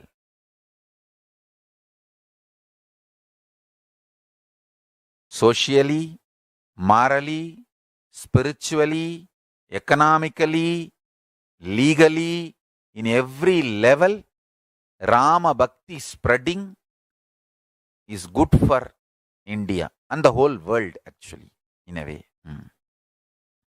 And Rama temple happening is the best thing, greatest thing for the world.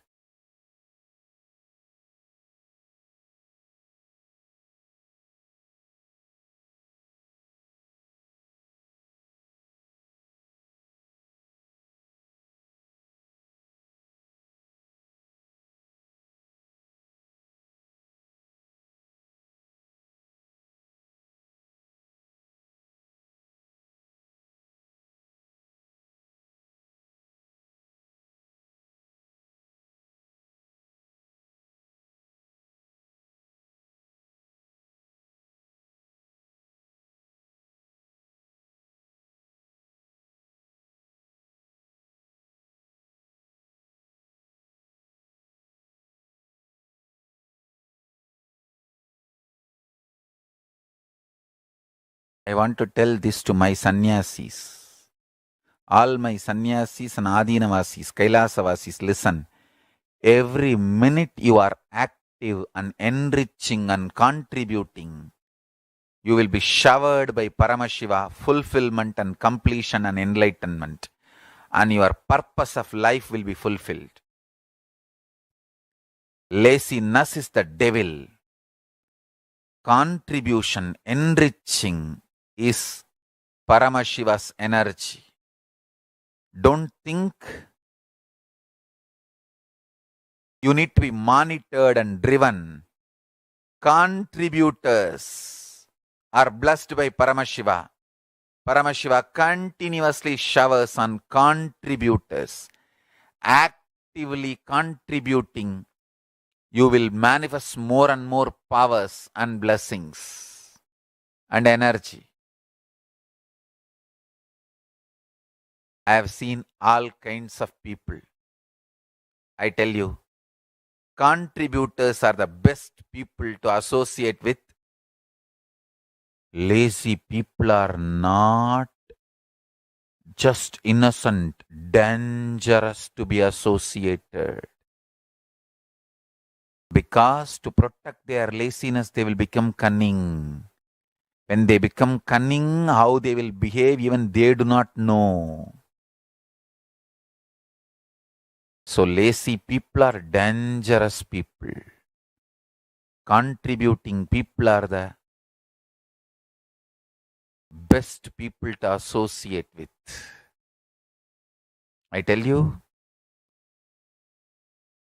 the greatest blessing I have received from Paramashiva is in the young age. I was brought up by people who contributing continuously to society, to the humanity, and set a trend of contributing as lifestyle.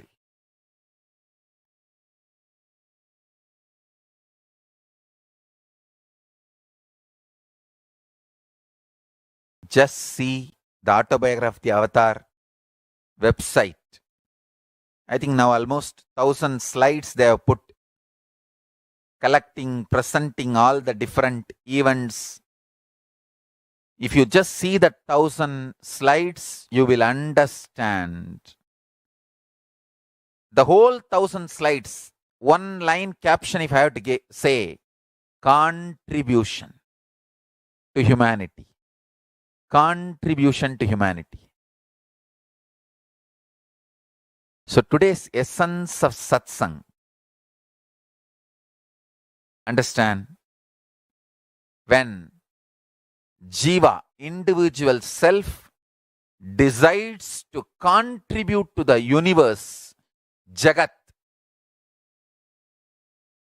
Ishvara, Paramashiva himself manifests through jiva. And example is my life, autobiography of the Avatar. Put this and share with the whole world. Autobiography of the avatar.org. And I tell you, today we will have Vakyartha Sadas in the Sri Nityananda Paramashivam Facebook profile on how to contribute and make the Kailasa ecosystem around us. How all of us can contribute and make the Kailasa ecosystem around us. Contributors live happily. Contributors live as Shiva, Paramashiva himself. So now, I'll connect all of you with the space of Kailasa, with the grace of Ganapati, Nandi, and Paramashiva. You need all three blessings and Devi. Of course, all gods and goddesses, mainly Ganapati, then Nandi, then Paramashiva and Parashakti. Of course, Subramanya and all the gods, all of them exist. Let's connect with them and experience the space of Kailasa. Sit straight, chant Mahavagya intensely.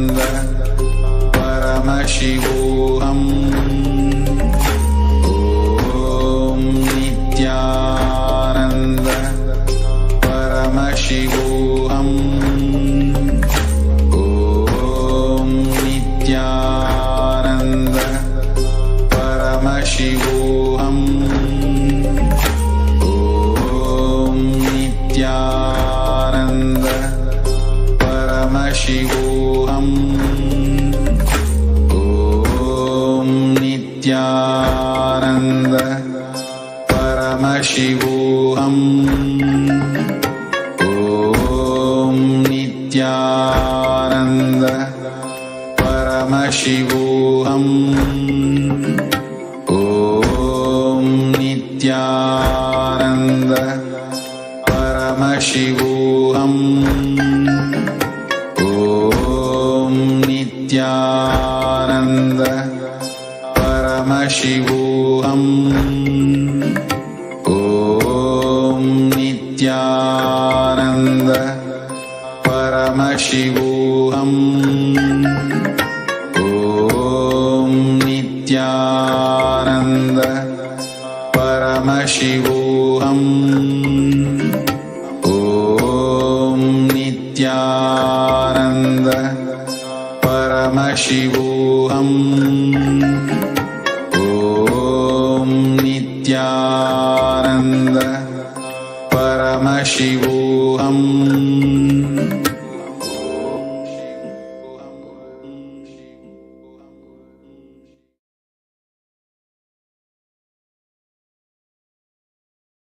Om Nityananda Paramashivoham. So with this, I bless you all. Let's all radiate with integrity, authenticity, responsibility, enriching, causing, living Shuddhatvaita Saivam, Paramashivoham, the eternal bliss, Nityananda. Thank you. Be blissful.